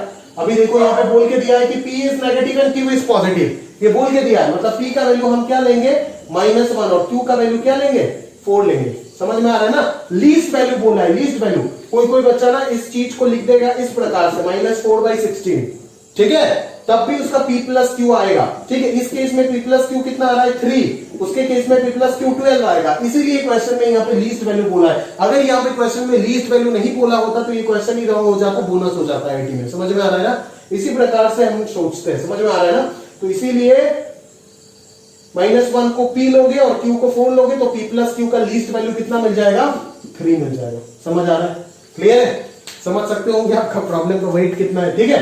तो समझने का प्रयास कीजिए अच्छे से, है ना, और सॉल्व करने का कोशिश कीजिए मेरे साथ साथ, ठीक है। चलो अगले प्रॉब्लम के ऊपर बढ़ते हैं और देखते हैं कि वो क्या बोलना है, ठीक है। ध्यान से देखो, ध्यान से देखो उधर क्या बोला जा रहा है, ध्यान से देखो। 41 प्रॉब्लम नंबर 41, ठीक है। प्रॉब्लम नंबर 41 क्या बोला जा रहा है, x0 दे रखा है अल्फा, सॉरी लैम्डा, ठीक है। x1 दे रखा है 2 लैम्डा और एक रियल सीक्वेंस दे रखा है xn+2 is equal to 1 plus xn+1 divided by xn, ठीक है। 1 plus xn+1 divided by xn। अभी x2022 निकालना है। सेम प्रॉब्लम मैंने सीक्वेंस में कराया था विदाउट लिमिट, इस प्रकार से x2022 निकालना था। तो जब भी आप देखते हो कि इस प्रकार से कोई वैल्यू पे आपको x का वैल्यू निकालने के लिए पूछ रहा है, सीक्वेंस का वैल्यू, तो आप वही इटरेशन यूज करते हो, एक बार करते हो, 2 बार करते हो, 3 बार करते हो, 4 बार करते हो, फिर देखोगे आफ्टर सम टाइम ये रिपीट होना शुरू हो गया और फिर उससे उसको डिवाइड करके जितना बचता है उस वैल्यू को आप निकाल देते हो। सेम प्रॉब्लम मैंने सीक्वेंस पे कराया बट विदाउट लिमिट, अभी बस लिमिट आ गया। तो सोचो जरा, इटरेशन लगाना होगा ना, धीरे धीरे आपको निकालना पड़ेगा। तो x0 x1 निकाल दिया, अभी x2 निकालोगे तो n का वैल्यू कितना डालोगे, 0 डालोगे ऑब्वियसली। तो ये 1 plus x1 divided by x1 हो गया, सही बात है, क्लियर है। Sorry 1 plus x1 by x0 हो गया, तो ये हो गया तेरा 1 plus 2 lambda divided by lambda, ठीक है। x3 निकालते, चलो x3 निकालने के लिए यहाँ पे 1 डालेंगे, सही बात है क्या, ओह यस, हाँ। तो ये 1 plus x2 divided by x1 हो जाएगा, ठीक है। तो 1 प्लस x2 कितना हो गया, 1 plus 2 lambda by lambda divided by x1 कितना है 2 लैम्डा, सही है। तो ये कितना हो गया 1 plus 2 lambda plus lambda, 1 plus 3 lambda divided by 2 lambda square. x3 आ गया, अभी क्या चाहिए, x4 चाहिए। x4 के लिए n कितना हो जाएगा 2 हो जाएगा, तो ये 1 plus x3 divided by x2 हो जाएगा। तो 1 प्लस x3 कितना हो जाएगा, 1 plus 3 lambda by 2 lambda square divided by x2 कितना हो जाएगा, 1 प्लस 2 लैम्डा बाई लैम्डा हो जाएगा, सही है। तो ये हो जाएगा आपका 1 plus 3 lambda plus 2 lambda square divided by 1 plus 2 lambda, और ऊपर लैम्डा से 2 लैम्डा स्क्वायर कैंसिल होकर के कितना बच गया, 2 लैम्डा बच गया, सही है। तो 2 lambda square plus 3 lambda plus 1 divided by ये कितना हो गया 4 लैम्डा स्क्वायर प्लस 2 लैम्डा। अरे बाप रे, ये तो बढ़ता ही जा रहा है, सॉल्व होने का नाम ही नहीं है। क्या करें, x5 निकाल के देखते हैं लास्ट, नहीं तो छोड़ देंगे, उतना नहीं कर सकते भाई हम। n का वैल्यू अगर मैं 4 डालता हूं तो ये 1 प्लस x4 हो जाएगा, 3 डालूंगा ना, और ये x3 हो जाएगा। तो 1 प्लस x4 कितना हो जाएगा भाई, 1 प्लस x4 हो जाएगा 2 lambda square plus 3 lambda plus 1 divided by 4 lambda square plus 2 lambda, है ना। और नीचे कितना आ रहा है x3 will be 1 plus 3 lambda upon 2 lambda square. तो ये कितना आ रहा है 4 lambda square plus 2 lambda square 6 lambda square plus 5 lambda plus 1 divided by 1 plus 3 lambda, और उधर हो जाएगा तेरा 2 lambda square divided by 4 lambda square plus 2 lambda, ठीक है क्या। ये तो अब की बार फैक्टराइज हो रहा है शायद, तो इसको क्या करेंगे 3 लैम्डा ना, 6 lambda square plus 3 lambda plus 2 lambda plus 1 हो जाएगा। तो ये हो जाएगा 3 lambda plus 1 into 2 lambda plus 1। चलो ये हो गया 3 lambda plus 1 into 2 lambda plus 1 into 2 lambda square divided by ये हो गया 3 लैम्डा प्लस 1, और इधर से 2 लैम्डा कॉमन आएगा तो 2 लैम्डा प्लस 1 हो गया। तो कहीं ना कहीं ये कैंसिल हो गया, ये कैंसिल हो गया, ये कैंसिल होकर के लैम्डा। चलो आ गया, फाइनली आ गया यार x1 x2 x4 इतना मेहनत करने के बाद x5 जाकर के मुझे क्या मिल गया, वापस x0 का वैल्यू मिल गया। ठीक है, तो कितना स्टेप बाद ये सेम साइकिल जो है वो कितने का साइकिल बना, x0 x1 x2 x3 x4, 5 का साइकिल बना। मतलब आफ्टर एवरी 5 वैल्यू सीक्वेंस का आंसर आपको सेम मिलेगा। तो 5 से अगर मैं 2022 को डिवाइड मार देता हूं तो कितना हो जाएगा, 20 हो जाएगा, है ना, कहीं पे 0 आएगा 22, तो यहाँ पे हो जाएगा आपका 5 20, तो रिमाइंडर 2 बच रहा है। ठीक है, तो लिमिट x2020 जो होगा वो कहीं ना कहीं सॉल्व होकर के क्या आएगा, अभी x2020 जो होगा वो x0 के इक्वल है, तो 2021 जो होगा वो x1 के इक्वल होगा, और 2022 जो होगा वो किसके इक्वल हो जाएगा, x2 के इक्वल हो जाएगा। मतलब ये सॉल्व करना और limit lambda tending to infinity x2 solve करना बराबर है। अभी x2 का वैल्यू देख लेना भाई कितना है, 1 + 2 लैम्डा बाई लैम्डा, इसको तो हाईएस्ट पावर से डिवाइड मार दोगे, आंसर कितना आ जाएगा, 2 आ जाएगा। समझ में आ रहा है, क्लियर है ना भाई। तो कुछ इसी प्रकार से आप इसको सॉल्व कर सकते हो। ठीक है, खैर पहले वाले से ये तो थोड़ा बहुत आसान था, इटरेशन से हो गया। चलिए अगले प्रॉब्लम्स पे नजर डालते हैं, देखते हैं उधर क्या हो रहा है। ठीक है, 42 ध्यान से देखो, 42 प्रॉब्लम नंबर 42, प्रॉब्लम नंबर 42 ध्यान से देखो भाई। कंसीडर द सीक्वेंस, एक सीक्वेंस दे रखा है भाई, रियल सीक्वेंस, सच दैट उसका इनिशियल टर्म का वैल्यू दे रखा है, a0 का वैल्यू 2 दे रखा है, और एक रिकरेंस रिलेशन दिया है an-1 minus an is equal to n divided by factorial n+1। अभी इस चीज को देख के, ये तो मैं पीएनसी में भी बहुत बार आपको करा दिया इस चीज को। ठीक है, तो इस चीज को देख के मुझे इस चीज का याद आ गया, बुरा मत मानना। ठीक है, तो जब भी डिफरेंस रेशियो लूंगा तो ये अपना डिफरेंस में क्रिएट हो जाएगा, मुझे और कुछ करना ही नहीं पड़ेगा। ठीक है, फिर आपको यहाँ पे क्या चाहिए, an का वैल्यू चाहिए ना, तो an का वैल्यू अपना आप आ जाएगा, आप n का वैल्यू 1 से पुट करते जाइए, 1 डालिए तो ये मिलेगा, 2 डालिए तो ये मिलेगा, 3 डालिए तो a2 माइनस a3 मिलेगा।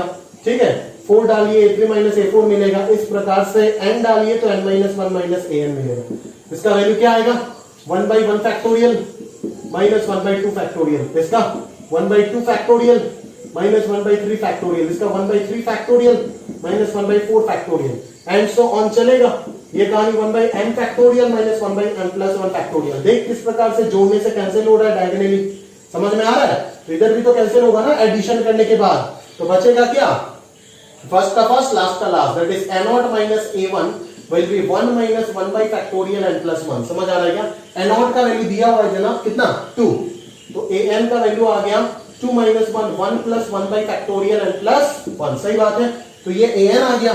तो log of an जरा ध्यान से देखिएगा, limit n tending to infinity log of 1 plus 1 by factorial n+1, और साथ में प्रोडक्ट में रखा हुआ है फैक्टोरियल n+1, तो उसको मैं डिवीजन में लेके आ जाता हूं ना फैक्टोरियल n+1। ठीक है, तो ये log of 1 plus fx by fx हो गया, जहां पे n टेंडिंग टू इंफिनिटी अगर है तो ये fx टेंडिंग टू 0 होगा, तो log of 1 plus fx by fx का फॉर्मूला क्या हो जाता है, आंसर 1 हो जाता है। पढ़ा था ना, log of 1 plus fx by fx tending to 0 will be 1, और यहां पे आपको दिख रहा होगा कि n टेंडिंग टू इंफिनिटी है तो fx ऑटोमेटिकली किसको टेंड करेगा, 0 को टेंड करेगा। समझ आ रहा है, तो 42 हो गया कुछ इस प्रकार से, है ना। आगे बढ़ते चलिए, 43 एक क्लासिक एग्जांपल है, एक्स्ट्रा ऑर्डिनरी प्रॉब्लम है, ये शायद ही कोई बच्चा सॉल्व कर पाए, चाहे वो AIR 1 हो 2 हो कोई भी हो, अगर एडवांस में आता है। ठीक है, शायद ही, बहुत ही कम चांस है, ना के बराबर है चांसेस। एक्स्ट्रा ऑर्डिनरी प्रॉब्लम, अगर आप ध्यान से उस प्रकार के प्रॉब्लम्स का प्रैक्टिस रखते हो तभी जाकर के आपके दिमाग में ये क्लिक होगा एग्जाम टाइम में, अदरवाइज इम्पॉसिबल है।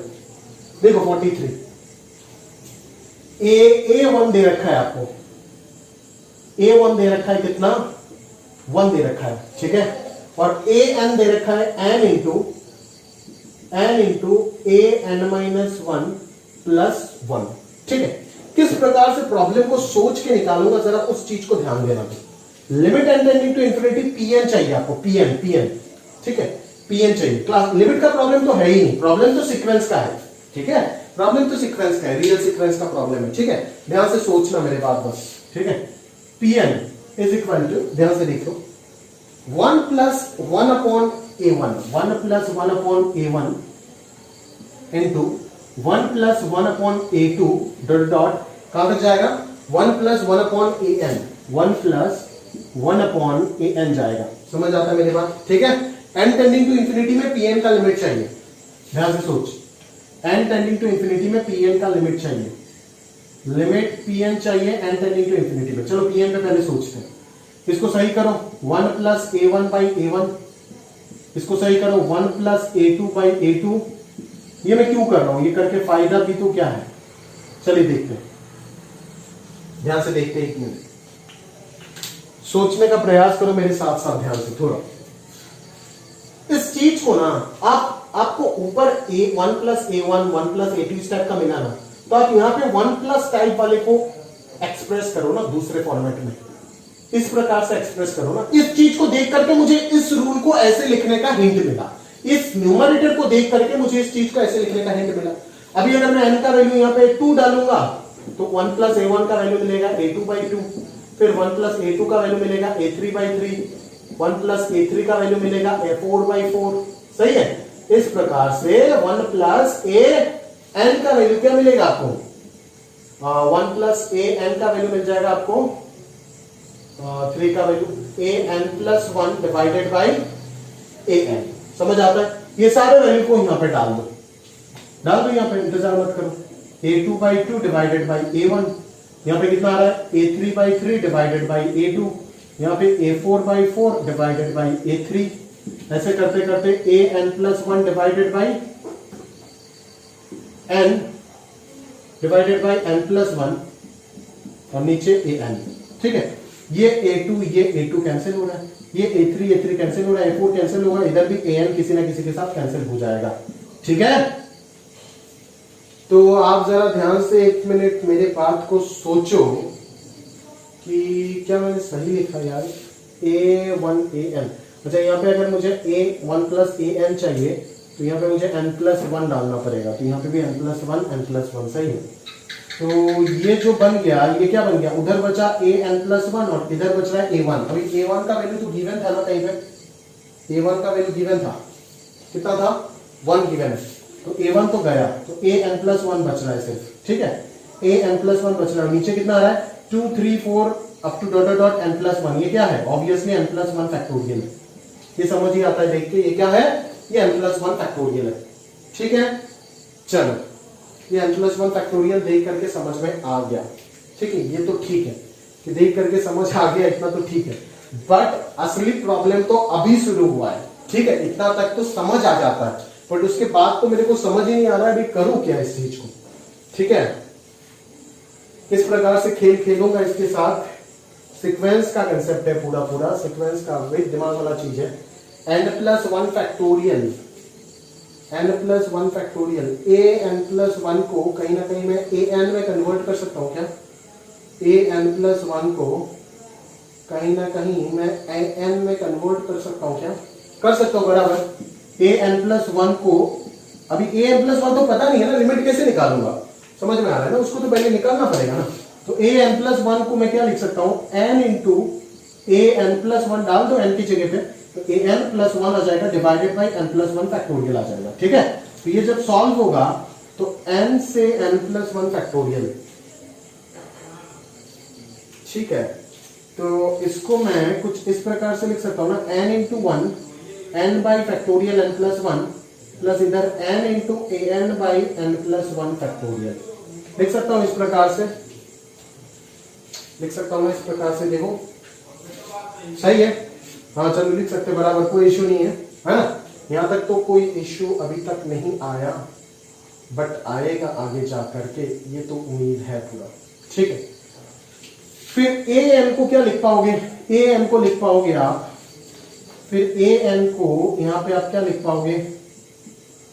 an को आप लिखोगे प्लस में दे करके n by n plus 1 factorial into an को लिख पाओगे n into an minus 1 plus 1। ठीक है, an माइनस 1 प्लस 1। ठीक है ना भाई? तो n into an minus 1 plus 1, तो यहां से अपन क्या करेंगे कि यार यहां से करे तो करे क्या? एन स्क्वायर बाई क्या करें यार, यहाँ से n into n a n minus one plus one हो गया, तो n square by n plus one factorial करें क्या, n by n plus one factorial plus n by n square by n plus one factorial plus n square by n plus one factorial into A n minus one. ठीक है, but इससे भी काम हिलने नहीं वाला है दोस्त, क्योंकि ए एन माइनस वन को वापस आप ए एन माइनस टू पे लेके जाओगे। ऐसे करते करते कभी ना कभी ये ए वन तक जाएगा। ठीक है, तो एन के बाद एन है, एन माइनस वन आया तो ये एन स्क्वायर हो गया, एन माइनस टू आएगा तो ये एन क्यूब हो जाएगा। ठीक है ना, तो इसको अगर मैं ऐसे ही चलाता रहूं तो ये कहां तक चलता जाएगा भाई, सोचो जरा। एन स्क्वायर बाई ये n cube by n plus one factorial होगा, plus n to the power 4 by n plus one factorial होगा। ऐसे होते होते यहाँ पे एन माइनस वन है तो यहाँ पे 2 है, तो जब यहाँ पे लास्ट में जाके रुकेगा तो ए वन पे रुकेगा ना भाई, ए वन पे रुकेगा। तो जब ये ए वन पे रुकेगा तो यहाँ पे ए वन पे जब रुकेगा तो क्या आएगा, एन माइनस वन होके ही तो 1 आएगा ना।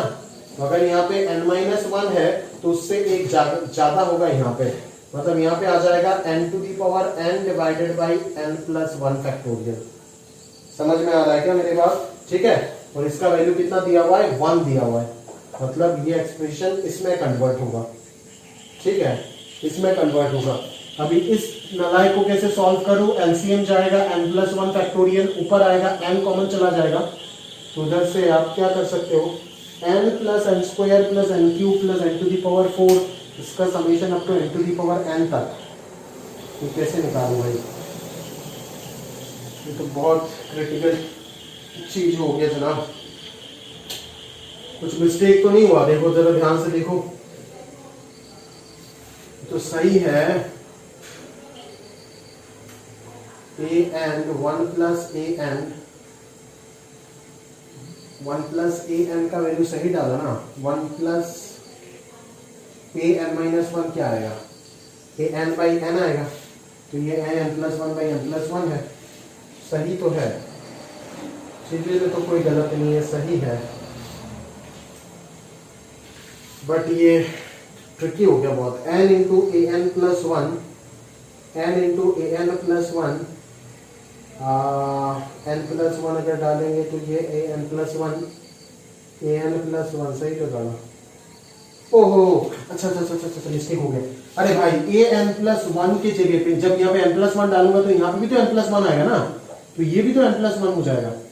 तो एन प्लस वन से n plus one factorial cancel होकर के तो ये चेंज होकर के ये तो a n by n factorial हो जाएगा भाई, और इधर आ जाएगा 1 बाई एन फैक्टोरियल, ये क्या हो जाएगा, 1 बाई एन फैक्टोरियल हो जाएगा। हाँ समझ में आ गया, थोड़ा सा मिस्टेक कर दी मैंने यहाँ पे। चलो अभी हम बातचीत कर लेते हैं इसके ऊपर। तो 1 बाई एन फैक्टोरियल है और इधर 1 बाई एन फैक्टोरियल, वापस ए एन को मैं कन्वर्ट करना चाहता हूँ एन इंटू ए n minus one plus one पे। समझ में आ रहा है क्या? तो ये बनने वाला है 1 बाई एन फैक्टोरियल प्लस ये n बाई एन फैक्टोरियल हो जाएगा 1 by n minus one factorial, समझ आ रहा है ना, plus n by n factorial into A n minus one. ठीक है ना सर? तो ए एन माइनस वन को वापस उसमें कन्वर्ट करूंगा तो यहाँ पे आ जाएगा तुम्हारा कहीं ना कहीं 1 by factorial n minus two आ जाएगा भाई। समझ में आ रहा है? ऐसे होते होते जब मेरा लास्ट टर्म आएगा तो ये क्या आएगा, अच्छा यहाँ पे क्या था एक बार लिखना जरूरी है ये चीज, ठीक है, एक बार लिखना पड़ेगा n बाई एन फैक्टोरियल ना, तो ये 1 बाई सॉरी यार, हाँ ये तो लिख ही दिया, तो ये हो जाएगा 1 by n minus one factorial into A n minus one.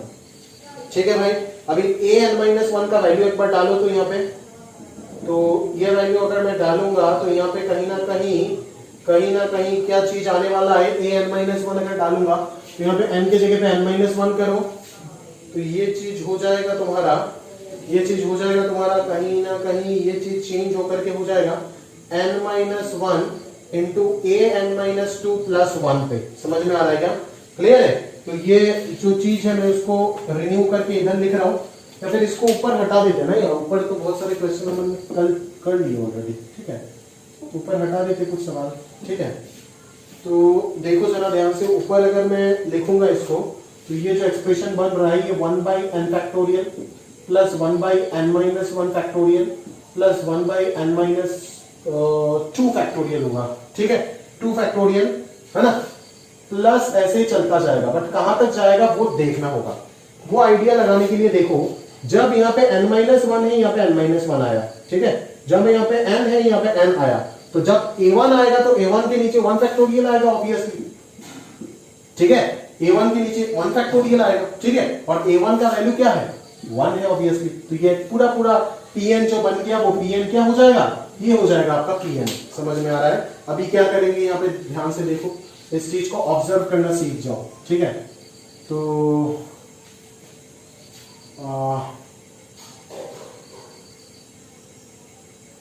अभी यहां से क्या करूं यार, ये तो किसी फॉर्मेट में दिख ही नहीं रहा है ना भाई, ये तो किसी फॉर्मेट में दिख ही नहीं रहा है।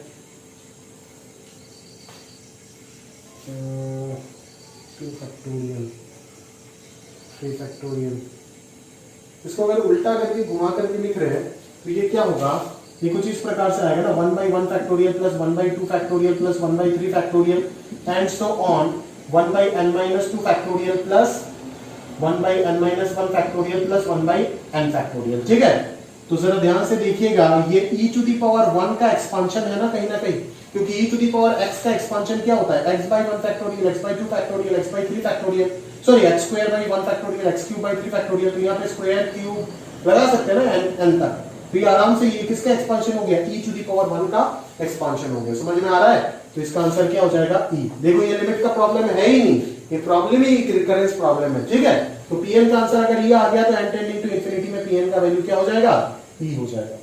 समझ आ रहा है? क्लियर है नहीं प्रॉब्लम है दोस्त? ठीक है, चलो तो आगे सोचते 44 देखते चलो भाई, नोट कर लीजिएगा प्रॉपर्ली ये सब। 44 देखो, बहुत मेहनत हो रहा है, बहुत दर्द हो रहा है, बट एक चीज छोड़ोगा नहीं, सर का वादा है, याद रखना। ठीक है, चाहे कोटा का एलन में चला जाओ, एलन का टॉप बैच में बैठा नहीं, उसका टॉपर का टीचर जो पढ़ाएगा वही अपन पढ़ा के दे देगा। समझ आ रहा है ना?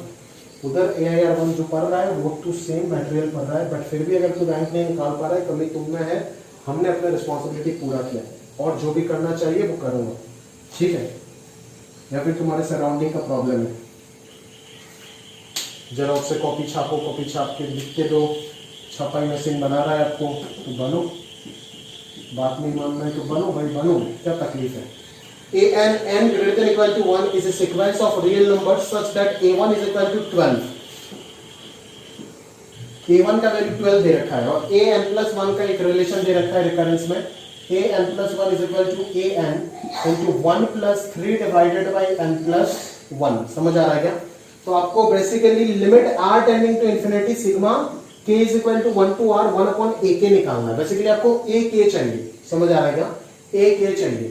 तो ak अगर चाहिए दोस्त तो यहाँ पे क्या करोगे, ak निकालने के लिए a निकालना पड़ेगा, ये तो सही बात है, बट निकाले कैसे इस चीज को, वही तो प्रॉब्लम है। चलो देखते हैं, an+1/an कितना आ जाएगा बोल? n+4/n+1 आ जाएगा। n का वैल्यू 1 डाल, कितना आएगा? a2/a1, उधर कितना आएगा? 5/2। a3/a2 कितना होगा? क्या 2 डाल रहे हो ना? 2 डाल रहे हो तो 6/3 होगा। a4/a3 कितना होगा? 7/4 होगा। ठीक है, सिमिलरली चलते चलते an+1/an कितना होगा? n+4/n+1 होगा। सबको प्रोडक्ट कर दो, बोलो डायगोनली सब कुछ कैंसिल हो करके लास्ट का न्यूमरेटर बचेगा। ठीक है ना, लास्ट का न्यूमरेटर, क्योंकि फर्स्ट में क्या बच रहा है? फर्स्ट में तो बच रहा है डिनोमिनेटर और लास्ट में बचेगा ऑब्वियसली न्यूमरेटर। तो न्यूमरेटर ये है और लास्ट फर्स्ट का डिनोमिनेटर ये है। सिमिलरली लास्ट का न्यूमरेटर बचेगा n+4 और फर्स्ट का डिनोमिनेटर बचेगा 2। अभी a1 का वैल्यू तो पता चल गया ना दोस्त, a1 का वैल्यू कितना है? a1 का वैल्यू कितना है? ओहो, यहाँ पे तो कहानी कुछ और है। a2 कैंसिल हो रहा है, फिर a3 कैंसिल हो रहा है, a4 कैंसिल हो रहा है, वो तो ठीक है, इधर तो समझ आ गया, बट इधर तो कहानी कुछ और है। इधर तो 2 इधर कैंसिल भी नहीं हो रहा है, पहले दोनों टर्म में तो कोई भी कैंसिल नहीं हो रहा है। अच्छा, अगला टर्म लिखते तो अगला टर्म कितना आ रहा है? 8/5 आ रहा है। अच्छा, मतलब ये टर्म इसके साथ कैंसिल हो रहा है, समझ आ रहा है आपको? मतलब ये टर्म इसके साथ कैंसिल हो रहा है, फिर इधर 6 जो है वो अगले वाले पे डिनोमिनेटर में 6 आएगा, 9/6 आएगा, ये इसके साथ कैंसिल होगा। मतलब ये टर्म कैंसिल ही नहीं होगा इधर। अच्छा अच्छा अच्छा, ये तो खेल बहुत बड़ा है, खेल समझ आ रहा है क्या आपको? डिनोमिनेटर में तो 2, 3, 4 का कैंसिलेशन होगा ही नहीं। अगर डिनोमिनेटर में 3 टर्म बचा रहेगा तो न्यूमरेटर में भी 3 टर्म बचा रहेगा, कैंसिल होगा ही नहीं। कौन कौन? n+4, n+3 और n+2, 3 कंसेक्यूटिव लास्ट टर्म बचा रहेगा। अभी a1 का वैल्यू कितना है? 12 दे रखा है ना a1 का वैल्यू। किधर है भाई? अभी तो देखे थे 12 दे रखा है, तो ये हो गया तेरा 24। तो 12 से अगर 24 को कैंसिल करेगा तो ये 2 आएगा, है ना? तो an+1 का वैल्यू आ गया n+4 into n+3 into n+2 divided by 2। तो an का वैल्यू कितना हो जाएगा? माइनस कर दो ना, n-1, n+3 n+2 n+1 हो जाएगा डिवाइडेड बाई 2। अभी आपको सिग्मा क्या निकालना है? Sigma k is equal to 1 to r 1/ak निकालना है। 1/ak that is 2 divided by, उल्टा हो जाएगा बस, k+1 k+2 k+3। और तुम क्या उम्मीद कर रहे हो क्या कि ये सिग्मा मैं निकाल करके दूंगा, चप्पल फोड़ करके पीटूंगा? समझ में आ रहा है ना, पढ़ना है तरीके से, समझ आ रहा है? क्यों पीटेंगे आपको? बिकॉज ये चीज मैंने आपको सीक्वेंस इन सीरीज में स्प्लिटिंग टर्म में 15-20 क्वेश्चन इसी पैटर्न में कर रखा है। शॉर्ट ट्रिक भी सिखा करके दिया कि कैसे लिखता है। फर्स्ट का फर्स्ट फैक्टर हटा दो, लास्ट फैक्टर हटा दो, डिफरेंस कर दो, और सेकंड टर्म का फर्स्ट फैक्टर हटा दो, ये सब करा दिया। वो स्प्लिटिंग में कितने गंदे गंदे सवाल कराए थे वे, उसका तो एक सिंपल सा फॉर्मूला दिख गया, सिंपल सा पैटर्न दिख गया। इसीलिए बोल रहा हूं कि जितना करा रहा उतना कर ले, और कुछ अगर करने का जरूरत हो जाए आईआईटी में मैथ्स में 100 में 100 लाने के लिए तो बता दियो मेरे को। समझ आ रहा है क्या? बस इस चीज को ध्यान से पढ़ लो, समझ आ रहा है? अभी ये तो आप खुद से करना है आपको, ठीक है? अगर नहीं आता है तो नोट्स रिवाइज कीजिए, फिर करिए। करने के बाद जो आंसर आएगा n के फॉर्मेट में वो यहाँ पे डालिए, सॉरी r के फॉर्मेट में आएगा वो यहाँ पे डालिए। r टेंडिंग टू इंफिनिटी एक सिंपल सा लिमिट बनेगा, उसको सॉल्व कीजिए, काम खत्म। समझ आ रहा है क्या? क्लियर है? चलो लास्ट क्वेश्चन देख लेते हैं इस सीरीज का, फिर और 2-3-4 क्वेश्चन करा देंगे, फिर हो जाएगा काम, है ना? कंप्लीट है लिमिट चैप्टर हमेशा के लिए। अगला क्वेश्चन देखिए, limit x tending to 1, x tending to 1, सही बात है। अंदर है π/4 minus tan inverse x to the power n minus e to the power sin ln x। ये नहीं कराएंगे भाई, हिंट दे करके छोड़ देंगे। π/4 दिख रहा है ना, ये तेरे को तकलीफ देगा, पहले ही बता रहा हूं। इसको tan इनवर्स 1 लिख दे, फिर tan inverse x minus tan inverse pi का फॉर्मूला लगा, और इस जगह पे ना e to the power fx minus 1/fx के बारे में सोचना, क्योंकि x टेंडिंग टू 1 पे ये fx ऑलरेडी टेंड कर रहा है 0 को। समझ में आ रहा है? तो इस फॉर्मेट में यहाँ पे सोच, और यहाँ पे इधर फॉर्मूला वगैरह लगा, आराम से काम बन जाएगा। फिर tan inverse theta by theta, theta tending to 0 वाला फॉर्मेट लगा दी, हो जाएगा आराम से। समझ आ रहा है क्या? क्लियर है? तो इस चीज को मैं बैक ऐसे ही मैंने फालतू में उठाया, इस चीज को आप कुछ सॉल्व कीजिएगा, इस चीज को आराम से कर सकते हैं, ठीक है? मैं और कुछ प्रॉब्लम्स बता देता हूं आपको, और कुछ आपका लास्ट पेज में बचा होगा, और कुछ प्रॉब्लम्स मैं उठा करके आपको बता देता हूं। तो देखिए और कुछ रिमेनिंग प्रॉब्लम्स यहाँ से देखो, प्रॉपर्ली समझने का कोशिश करो इन सबको, है ना? एक लिमिट है, उसका वैल्यू 1/3 दे रखा है। n टेंडिंग टू इंफिनिटी वाला लिमिट है n into 3 to the power n divided by n into x minus 2 whole to the power n plus n into 3 to the power n plus 1 minus 3 power n is equal to 1/3 है। समझ में आ रहा है ना? तो अगर मैं फॉर्मेट चेक करूं तो x माइनस 2 की वजह से एग्जैक्टली इस जगह का फॉर्मेट तो मैं इंफिनिटी बोलूंगा, क्योंकि ये फाइनाइट होगा। x फाइनाइट अगर है, x का 2 वैल्यू आपको निकालना है, और n का वैल्यू यहाँ पे भी इंफिनिटी होगा, तो कहीं ना कहीं इंफिनिटी बाय इंफिनिटी फॉर्मेट है। अगर इंफिनिटी बाय इंफिनिटी फॉर्मेट हो, आप क्या करते हो? हाईएस्ट पावर से डिवाइड करते हो। हाईएस्ट पावर कौन है? 3 टू दी पावर n, ठीक है? 3 टू दी पावर n है ना? तो इस जगह पे आप basically 3 to the power n से डिवाइड करोगे तो ऊपर n आ रहा है, यहाँ पे क्या बच रहा है? 3 टू दी पावर n है, तो ये x minus 2/3 to the power n plus ये n इंटू 3 हो जाएगा, माइनस 1 हो जाएगा यहाँ पे। सही है? क्लियर है?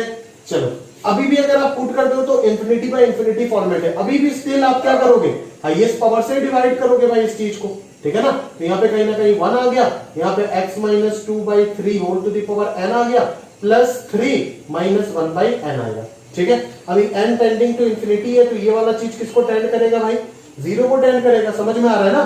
तो 1/0 प्लस 3 विल बी 1/3। आंसर क्या चाहिए, 1/3 चाहिए ना। 1/3 लाने के लिए x का वैल्यू निकालना है, मतलब इस चीज का वैल्यू क्या होना पड़ेगा, दोनों ही केस में 0 होना पड़ेगा इस चीज का वैल्यू। अभी इस चीज का वैल्यू 0 कब होगा वो सोचना है। पहला केस देखो, n बिलोंग्स टू क्या बोला है, रियल बोला है, और सेकंड केस ध्यान से देखना, n बिलोंग्स टू क्या बोला है, नेचुरल बोला है। समझ में आ रहा है क्या। अभी n टेंडिंग टू इंफिनिटी अगर है तो पावर जो है वो क्या हो जाएगा, इंफिनिटी को टेंड करेगा, ये तो क्लियर है। अभी किस चीज के पावर में इंफिनिटी होगा तो आंसर जो है वो 0 आएगा। ठीक है, आप फट से बोल दोगे सर वो चीज -1 से 1 के अंदर होना चाहिए, तभी तो जाकर के a to the power infinity को टेंड करेगा ना, if n is tending to infinity. समझ में आ रहा है ना। इस चीज का वैल्यू, इस x माइनस 2/3 का वैल्यू -1 से 1 के अंदर होना चाहिए। आपका कंक्लूजन देखते ही सवाल को ये होगा, और ये निकाल करके बहुत बच्चे आंसर को गलत भी कर देते हैं। समझ में आ रहा है ना। बट अब ध्यान से देखो दोस्त, ध्यान से देखो, किसी -1 से 1 में तभी इंक्लूड करूंगा जब मुझे पता चलेगा कंफर्म की पावर पॉजिटिव है। बिकॉज अगर -1 से 1 में पूरा इंक्लूड कर दिया तो उधर नेगेटिव आने का चांस भी हो जाएगा, और अगर n रियल हो गया तब तो पावर में भी इरेशनल वैल्यू आ सकता है ना। तो पावर में अगर इरेशनल वैल्यू आ सकता है तो ये क्या हो जाएगा, minus to the power irrational. जैसे मान लो इरेशनल का जरूरत नहीं, हाफ ही अगर आ गया तो नेगेटिव, यहां पे -1 से 1 जो आप ले लोगे किस गारंटी पे लोगे, मान लो -1 से 1 के अंदर -½ घुस गया और इधर n का वैल्यू भी ½ घुस गया, because n belongs to real है। समझ में आ रहा है ना। तो n अगर ½ हो गया और यहाँ पे अगर -½ हो गया तो अंडर रूट ऑफ -½ ये तो रियल फील्ड में डिफाइंड ही नहीं होगा। समझ में आ रहा है ना। तो उस अनडिफाइंड होने के लिए अपन क्या बोलेंगे कि यहाँ पे x माइनस 2/3 का वैल्यू मैं -1 से 1 पूरा नहीं ले सकता, बट मैं 0 से 1 ले सकता हूं। समझ में आ रहा है, जहां पे 0 पे इक्वालिटी होगा, क्योंकि अगर ये 0 हो गया तो आंसर 0 आ जाएगा, और मुझे चाहिए कि इसको कैसे 0 कर दूं ताकि आंसर 1/3 हो जाए। तो यहां से x का वैल्यू मेरे पास क्या आ रहा है, 2 से लेकर के कहीं ना कहीं 5 हो जाएगा, दैट इज क्लोज्ड इंटरवल 2 से ओपन इंटरवल 5। बट जब मैं इस केस को देखूंगा तो n बिलोंग्स टू नेचुरल है। समझ में आ रहा है ना। तो अभी पावर में नेचुरल है, 1 2 3 4 ये सभी हो सकता है ना, ½ 1/3 ये सब हो सकता है ना, आपका नेगेटिव वैल्यू हो सकता है, बस अभी पावर नेचुरल है। अगर पावर नेचुरल है तब तो नेगेटिव आ सकता है ना, because -2 to the power 3 is defined, no problem with that. समझ में आ रहा है ना, ये तो डिफाइंड है, तो तब के बाद आप -1 से 1 पूरा ले सकते हो, बट रियल के केस में -1 से 1 पूरा नहीं ले सकते हो। वही है इस क्वेश्चन का मेन ट्रिक। समझ में आ रहा है ना, वही है इस क्वेश्चन का मेन की पॉइंट। समझ में आ रहा है, क्लियर है। तो यहां से जो x का वैल्यू है आपको लग रहा है वो कहीं ना कहीं -3 + 2 -1 से 3 + 2 कितना 5 तक हो जाएगा, दैट इज x का रेंज इस केस में -1 से 5 हो जाएगा, और इस केस में 2 से 5 हो जाएगा, जहां पे 2 पे क्लोज्ड इंटरवल होगा। समझ आ रहा है। तो इसी कंसेप्ट के लिए मैंने इस क्वेश्चन को पिक किया था आपकी शीट में। समझ में आ रहा है ना। ठीक है, इस कंसेप्ट को आप सीखो ध्यान से। ये एक्सपोनेंशियल्स एंड लॉगरिथम में मैं ऑलरेडी एक्सप्लेन करके दे देता हूं ये सारे फंडे, बट मैं कुछ नहीं जानता आप लेट क्यों आए। ठीक है, अगर लॉगरिथम का लेक्चर देखना है तो आप देख सकते हो, उधर जाके प्लेलिस्ट में पड़ा हुआ है 11th में। ठीक है, तो आप देख लीजिएगा, बट उतना समय आपके पास होगा नहीं, वो एहसास मेरे को भी है, तो बेटर है, इसीलिए मैंने यहाँ पे बता दी, आप यहाँ पे ही सीख लो चीजों को। ठीक है, चलो 49 ध्यान से देखो, 49 ध्यान से देखो। सबसे पहला लिमिट x टेंडिंग टू 0, सबसे पहले लिमिट x टेंडिंग टू 0। ठीक है, उधर क्या दिख रहा है आपको, sin x minus x square minus fraction part of x, और इधर है फ्रैक्शन पार्ट ऑफ -x। आप जानते हो कि जब भी फ्रैक्शन इन्वॉल्व होता है मैं प्रेफर करता हूं कि आप LHL RHL चेक करो। ठीक है, तो आप LHL पे चले जाओगे इस तरफ, और इस तरफ RHL पे चले जाओगे। जरा ध्यान से देखो, फ्रैक्शन को बेटर है x टेंडिंग टू 0 के आसपास है, तो आप आइडिया नहीं लगा पाओगे, तो बॉक्स में कन्वर्ट कर दो, बेटर होगा, प्रेफर करता हूं मैं इस चीज को। ठीक है, तो बॉक्स में मैं ही कन्वर्ट करके दे देता हूं, यहाँ पे कन्वर्ट कर देते हैं, sin x minus x minus ये हो जाएगा आपका x माइनस बॉक्स x, और ये हो जाएगा minus of x minus of minus box x। ठीक है, सिमिलरली डिनोमिनेटर में भी होगा x cos x minus x square, minus इधर हो जाएगा x माइनस बॉक्स x, और इधर हो जाएगा minus x minus of minus box x। ठीक है, चलो ध्यान से देखते हैं, ध्यान से देखो। तो x टेंडिंग टू 0 माइनस पे कहानी क्या होगा, ध्यान से सुनो। sin x माइनस एक्स तो सेम रहेगा, उसमें तो कोई दिक्कत नहीं है, और x cos x minus x square भी सेम रहेगा। इधर बॉक्स x क्या हो जाएगा, x अगर 0 माइनस है तो बॉक्स क्या होगा, -1 होगा ना। तो ये पहला वाला बॉक्स क्या हो जाएगा, x माइनस -1, तो ये हो जाएगा +1, और ये -x माइनस -1, तो ये +1 हो जाएगा। माइनस ये x माइनस -1, तो ये x +1, और ये -x +1 हो जाएगा। ठीक है, तो यहां से हो रहा है x tending to 0 minus sin x minus x, ये हो जाएगा 1 + x 1 - x, तो ये 1 - x स्क्वायर होगा, -1 + x स्क्वायर बन जाएगा। ठीक है, और इधर क्या बन रहा है आपका 1 माइनस, इधर क्या बन रहा है, अच्छा यहाँ पे x स्क्वायर है, सॉरी x स्क्वायर, इस चीज को भूल गया। इधर हो जाएगा x cos x, और -x स्क्वायर इधर हो जाएगा -1 + x स्क्वायर। सही है, ये कैंसिल हो गया, ये भी कैंसिल हो गया, तो यहाँ पे क्या बचा, limit x tending to 0 minus, सही है, limit x tending to 0 minus, ये हो जाएगा आपका sin x -1 divided by x cos x -1 divided by x cos x -1। ठीक है भाई, चलो, तो sin x -1, तो यहां पे ये खेल खेलना तो मुश्किल हो जाएगा दोस्त। ठीक है, क्यों मैं आपको बता रहा हूं, क्योंकि ये कौन सा फॉर्मेट है, 0/0 फॉर्मेट है। तो अगर डिफरेंशिएशन मारोगे तो क्या आएगा, डिफरेंशिएशन मारोगे तो यहाँ पे ये बन जाएगा cos x, और यहाँ पे ये बन जाएगा -x sin x plus cos x। तो x टेंडिंग टू 0 पे ये क्या देगा, ये तो 0 हो जाएगा, और ये 1/1 आंसर 1 आ जाएगा। समझ में आ रहा है, क्लियर है। चलो RHL पे अगर मैं देखूं तो limit x tending to 0 plus sin x minus x square, similarly minus of, ये 1 प्लस पे क्या होगा दोस्त, ये 1 प्लस पे क्या होगा, ये 1 सॉरी 1 प्लस में 0 प्लस में ये क्या होगा, 0 हो जाएगा। और अच्छा मैं गड़बड़ कर दिया दोस्त, गड़बड़ कर दिया। यहाँ पे क्या हो गया कि 0 माइनस पे ये तो 0 प्लस बन जाता, तो ये तो सिर्फ -x आएगा, ये तो सिर्फ -x आएगा, तो ये तो प्लस एक्स स्क्वायर और माइनस माइनस प्लस x होगा। यहाँ पे समझ में आ रहा है ना, यहाँ पे x होगा, और यहाँ पे भी प्लस एक्स स्क्वायर और माइनस माइनस प्लस x हो जाएगा। ठीक है, चलो, तो ये sin x माइनस एक्स और ये x cos x minus x हो जाएगा। x कॉमन लेकर के उधर दे दो, आप x कॉमन लेकर के उधर दे दो, तो ये sin x माइनस x/x हो जाएगा, और नीचे cos x माइनस 1 रहेगा। ठीक है, तो cos x माइनस 1 को अपन क्या कर सकते हैं, ये तो आप लॉपिटल लगाओ ना, आराम से सॉल्व करो। ठीक है, कोई इशू नहीं है, लॉपिटल लगाओ, आराम से सॉल्व कर दो यहाँ से। ठीक है, तो यहाँ पे cos x माइनस 1 है, तो ये -x sin x हो जाएगा, प्लस cos x हो जाएगा, -1 हो जाएगा। ठीक है, एक और बार लॉपिटल लगा दो, शायद हो जाएगा। ठीक है, लॉपिटल से इसका आंसर निकाल देना। सिमिलरली उधर x टेंडिंग टू 0 प्लस में ये हो जाएगा तुम्हारा x, ये हो जाएगा x माइनस 0, और उधर हो जाएगा -x माइनस, ये 0 प्लस पे हो जाएगा 0 माइनस, और ये हो जाएगा -1 x + 1। ठीक है, फिर इस लिमिट को सॉल्व कर दे, करने के बाद अगर दोनों इक्वल आ गया तो लिमिट एग्जिस्ट कर रहा है, अदरवाइज आंसर हो जाएगा डज नॉट एग्जिस्ट। ठीक है, और अगर एग्जिस्ट हो रहा है तो जो आंसर होगा वही हो जाएगा आंसर। ठीक है, तो इस चीज को प्रॉपर्ली सॉल्व कर दो, काम निपट जाएगा यहाँ से आराम से, और कुछ करने का है ही नहीं। ठीक है, प्रॉपर्ली सॉल्व कर देना इन दोनों को।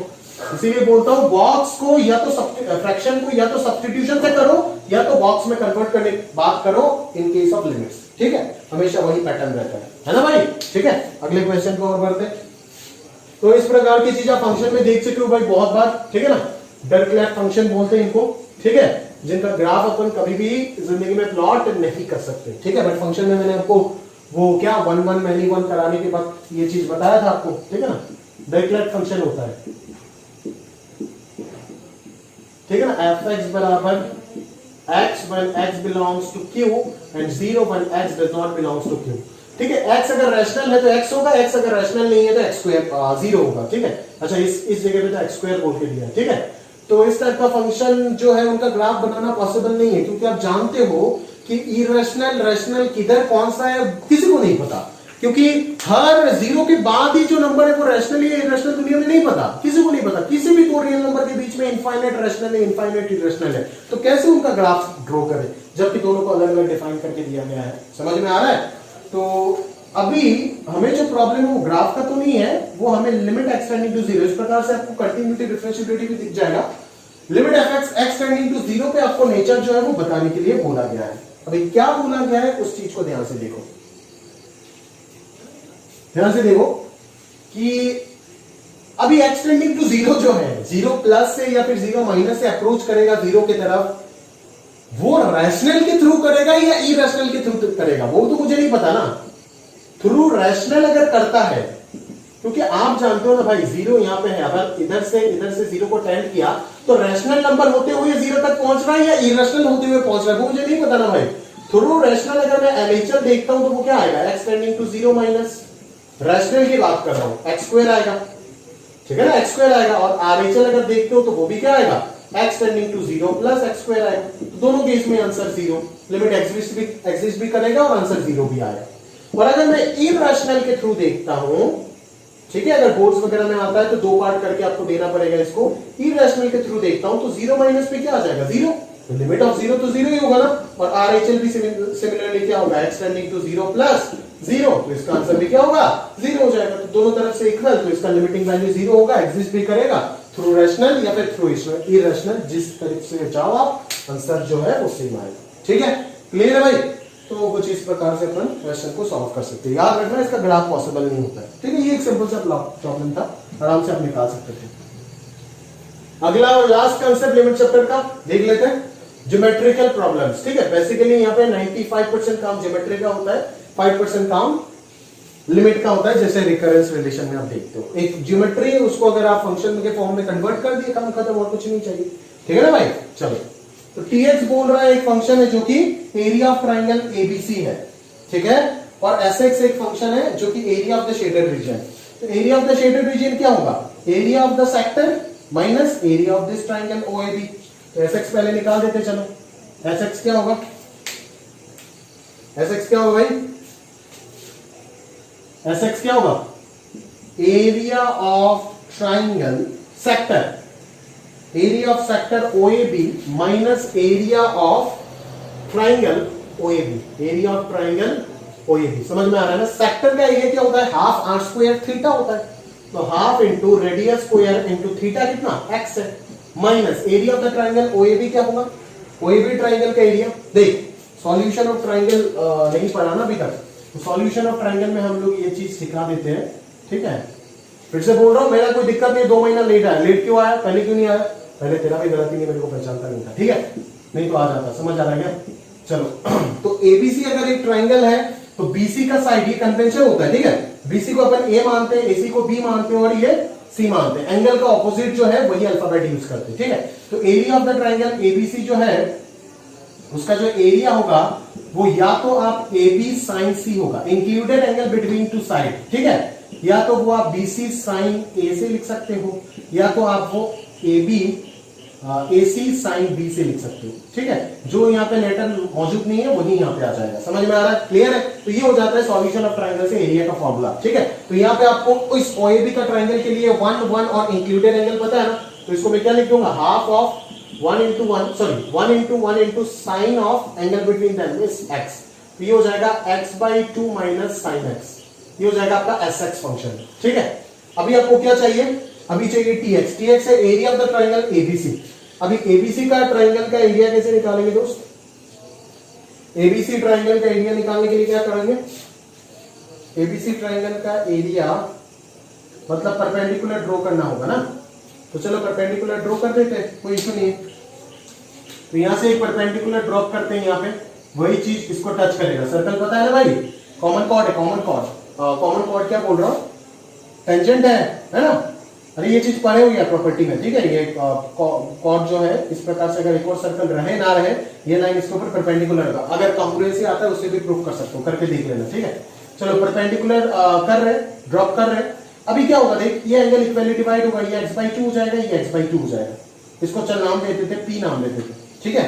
तो मेरे को एक चीज बताओ आप कि यहाँ पे ट्राइंगल चाहिए half into CP into AB, CP into AB ना, तो एबी हो जाएगा 2 टाइम्स ऑफ बीपी। एबी क्या हो जाएगा, एबी हो जाएगा 2 टाइम्स ऑफ बीपी, और बीपी क्या होगा, बीपी ये अगर x/2 है, ये अगर 1 है, तो bp/1 will be sin x/2, तो बीपी का वैल्यू हो जाएगा sin x/2। ठीक है। अभी अगर मैं बात करूं कि ओपी का वैल्यू बताओ, चलो ओपी का वैल्यू बताओ, ओपी क्या होगा, OP/1 will be cos x/2, then OP will be cos x/2। ठीक है। और टेंजेंट और रेडियस परपेंडिकुलर होता है, सर्कल थोड़ा बहुत याद होगा ना भाई, ये टेंजेंट है, ये रेडियस है, परपेंडिकुलर होगा भाई। अगर ये परपेंडिकुलर है, क्वेश्चन में बोल के देगा टेंजेंट है ये, ठीक है, तो क्या होगा, जरा ध्यान से सोचना भाई। तो ये अगर 90 डिग्री हो गया, तो ये भी एक राइट एंगल ट्रायंगल हो गया ना, तो अपन इस ट्रायंगल में भी रेशियो लिख सकते हैं। तो ये हो जाएगा परपेंडिकुलर, ये हो जाएगा हाइपोटेन्यूज, ये हो जाएगा बेस। ठीक है। तो इसके ऑपोजिट वाला हो जाएगा परपेंडिकुलर, तो cos x/2 हो जाएगा 1/OC, cos x/2 हो जाएगा 1/OC। तो OC का वैल्यू क्या हो जाएगा, sec x/2 हो जाएगा ना। ठीक है। तो OC से अगर OP माइनस कर दूंगा तो CP मिल जाएगा, तो CP हो जाएगा OC minus OP, OC minus OP, तो OC माइनस OP हो जाएगा sec x/2 minus cos x/2। तो TX जो होगा that is area of the triangle ABC, वो क्या हो जाएगा, वो हो जाएगा हाफ इंटू CP। CP कितना, sec x/2 minus cos x/2 into CP के बाद क्या है AB that is 2 sin x/2। तो ये आ गया तुम्हारा TX, ये आ गया तुम्हारा SX। तो TX/SX करो, जो फंक्शन आएगा उसका x टेंडिंग टू 0 पे लिमिट निकाल दो, जो कि एक फंडामेंटल लिमिट हो गया एकदम। ठीक है। और एक और प्रॉब्लम है, वो ट्राइंगल के अंदर एन सर्कल वाला, हर एक सर्कल में, हर एक रो में एक एक सर्कल है। ठीक है। वो ज्योमेट्री का प्रॉब्लम भी अच्छा है, ज्योमेट्री यूज हो रहा है बेसिकली उस जगह पे, ज्यादा काम ज्योमेट्री का, एलिमेंट का कोई काम नहीं है, उसको ट्राई कीजिए, करिएगा प्रॉपर्ली। ठीक है। बेसिकली लिमिट मेरे लिए खत्म है, डिस्कशन बाकी है, बट डिस्कशन मैं ऑफलाइन करूंगा पहला क्लास में। ठीक है। ऑनलाइन और नहीं करने वाला डिस्कशन, ठीक है, ऑफलाइन होगा। बट मैं ये फाइनल कर देता हूं कि लिमिट चैप्टर कंप्लीट है, एक एक चीज मैंने पढ़ा दी। अभी आप समझ सकते हो कि क्यों हम लोग 11th में लिमिट नहीं पढ़ाते, इसका प्रॉपर रीजन अभी लग रहा है। अभी अगर नहीं समझ रहा है ना, तो तू गधा है, तू कभी नहीं समझेगा, तू समझने के लिए तैयार ही नहीं है। समझ आ रहा है क्या, क्लियर है। तो अभी समझ रहे हो कि आप 11th में जो लिमिट पढ़ के आए थे, वो लिमिट होता है या फिर सोशल स्टडी होता है, वो आपको पता चल रहा होगा। समझ आ रहा है क्या, क्लियर है। ये होता है हकीकत में लिमिट, जो अभी तक आपने इन लगभग हर एक लेक्चर, ये 1 घंटा 30-40 मिनट का था। समझ आ रहा है ना। तो ये कंटिन्यूअस में 12-13 घंटा में जितना भी चीज आपको पढ़ाया, वो होता है ओरिजिनल लिमिट। उसके बाहर का और कोई कंसेप्ट मुझे नहीं लगता और पढ़ाने का जरूरत है, वो आप प्रैक्टिस के थ्रू आपका डेवलप हो जाएगा। आप शीट प्रॉपर्ली कीजिए, हो जाएगा। तो आज के लेक्चर के बाद ये आपका शीट जो है वो पूरा आपका होमवर्क में है। एक्सरसाइज 3 इंक्लूड करके प्रीवियस ईयर करना बहुत जरूरी है, वो सब कुछ आपका होमवर्क में दे दिया मैंने। ठीक है। लिमिट कंप्लीट है और कुछ पढ़ाने का चीज नहीं है, प्रॉपर्ली होमवर्क कीजिएगा, फिर जो है वो अपन डिस्कशन में मुलाकात होगा। ठीक है। तो आज के लिए यहां तक समाप्त करते हैं।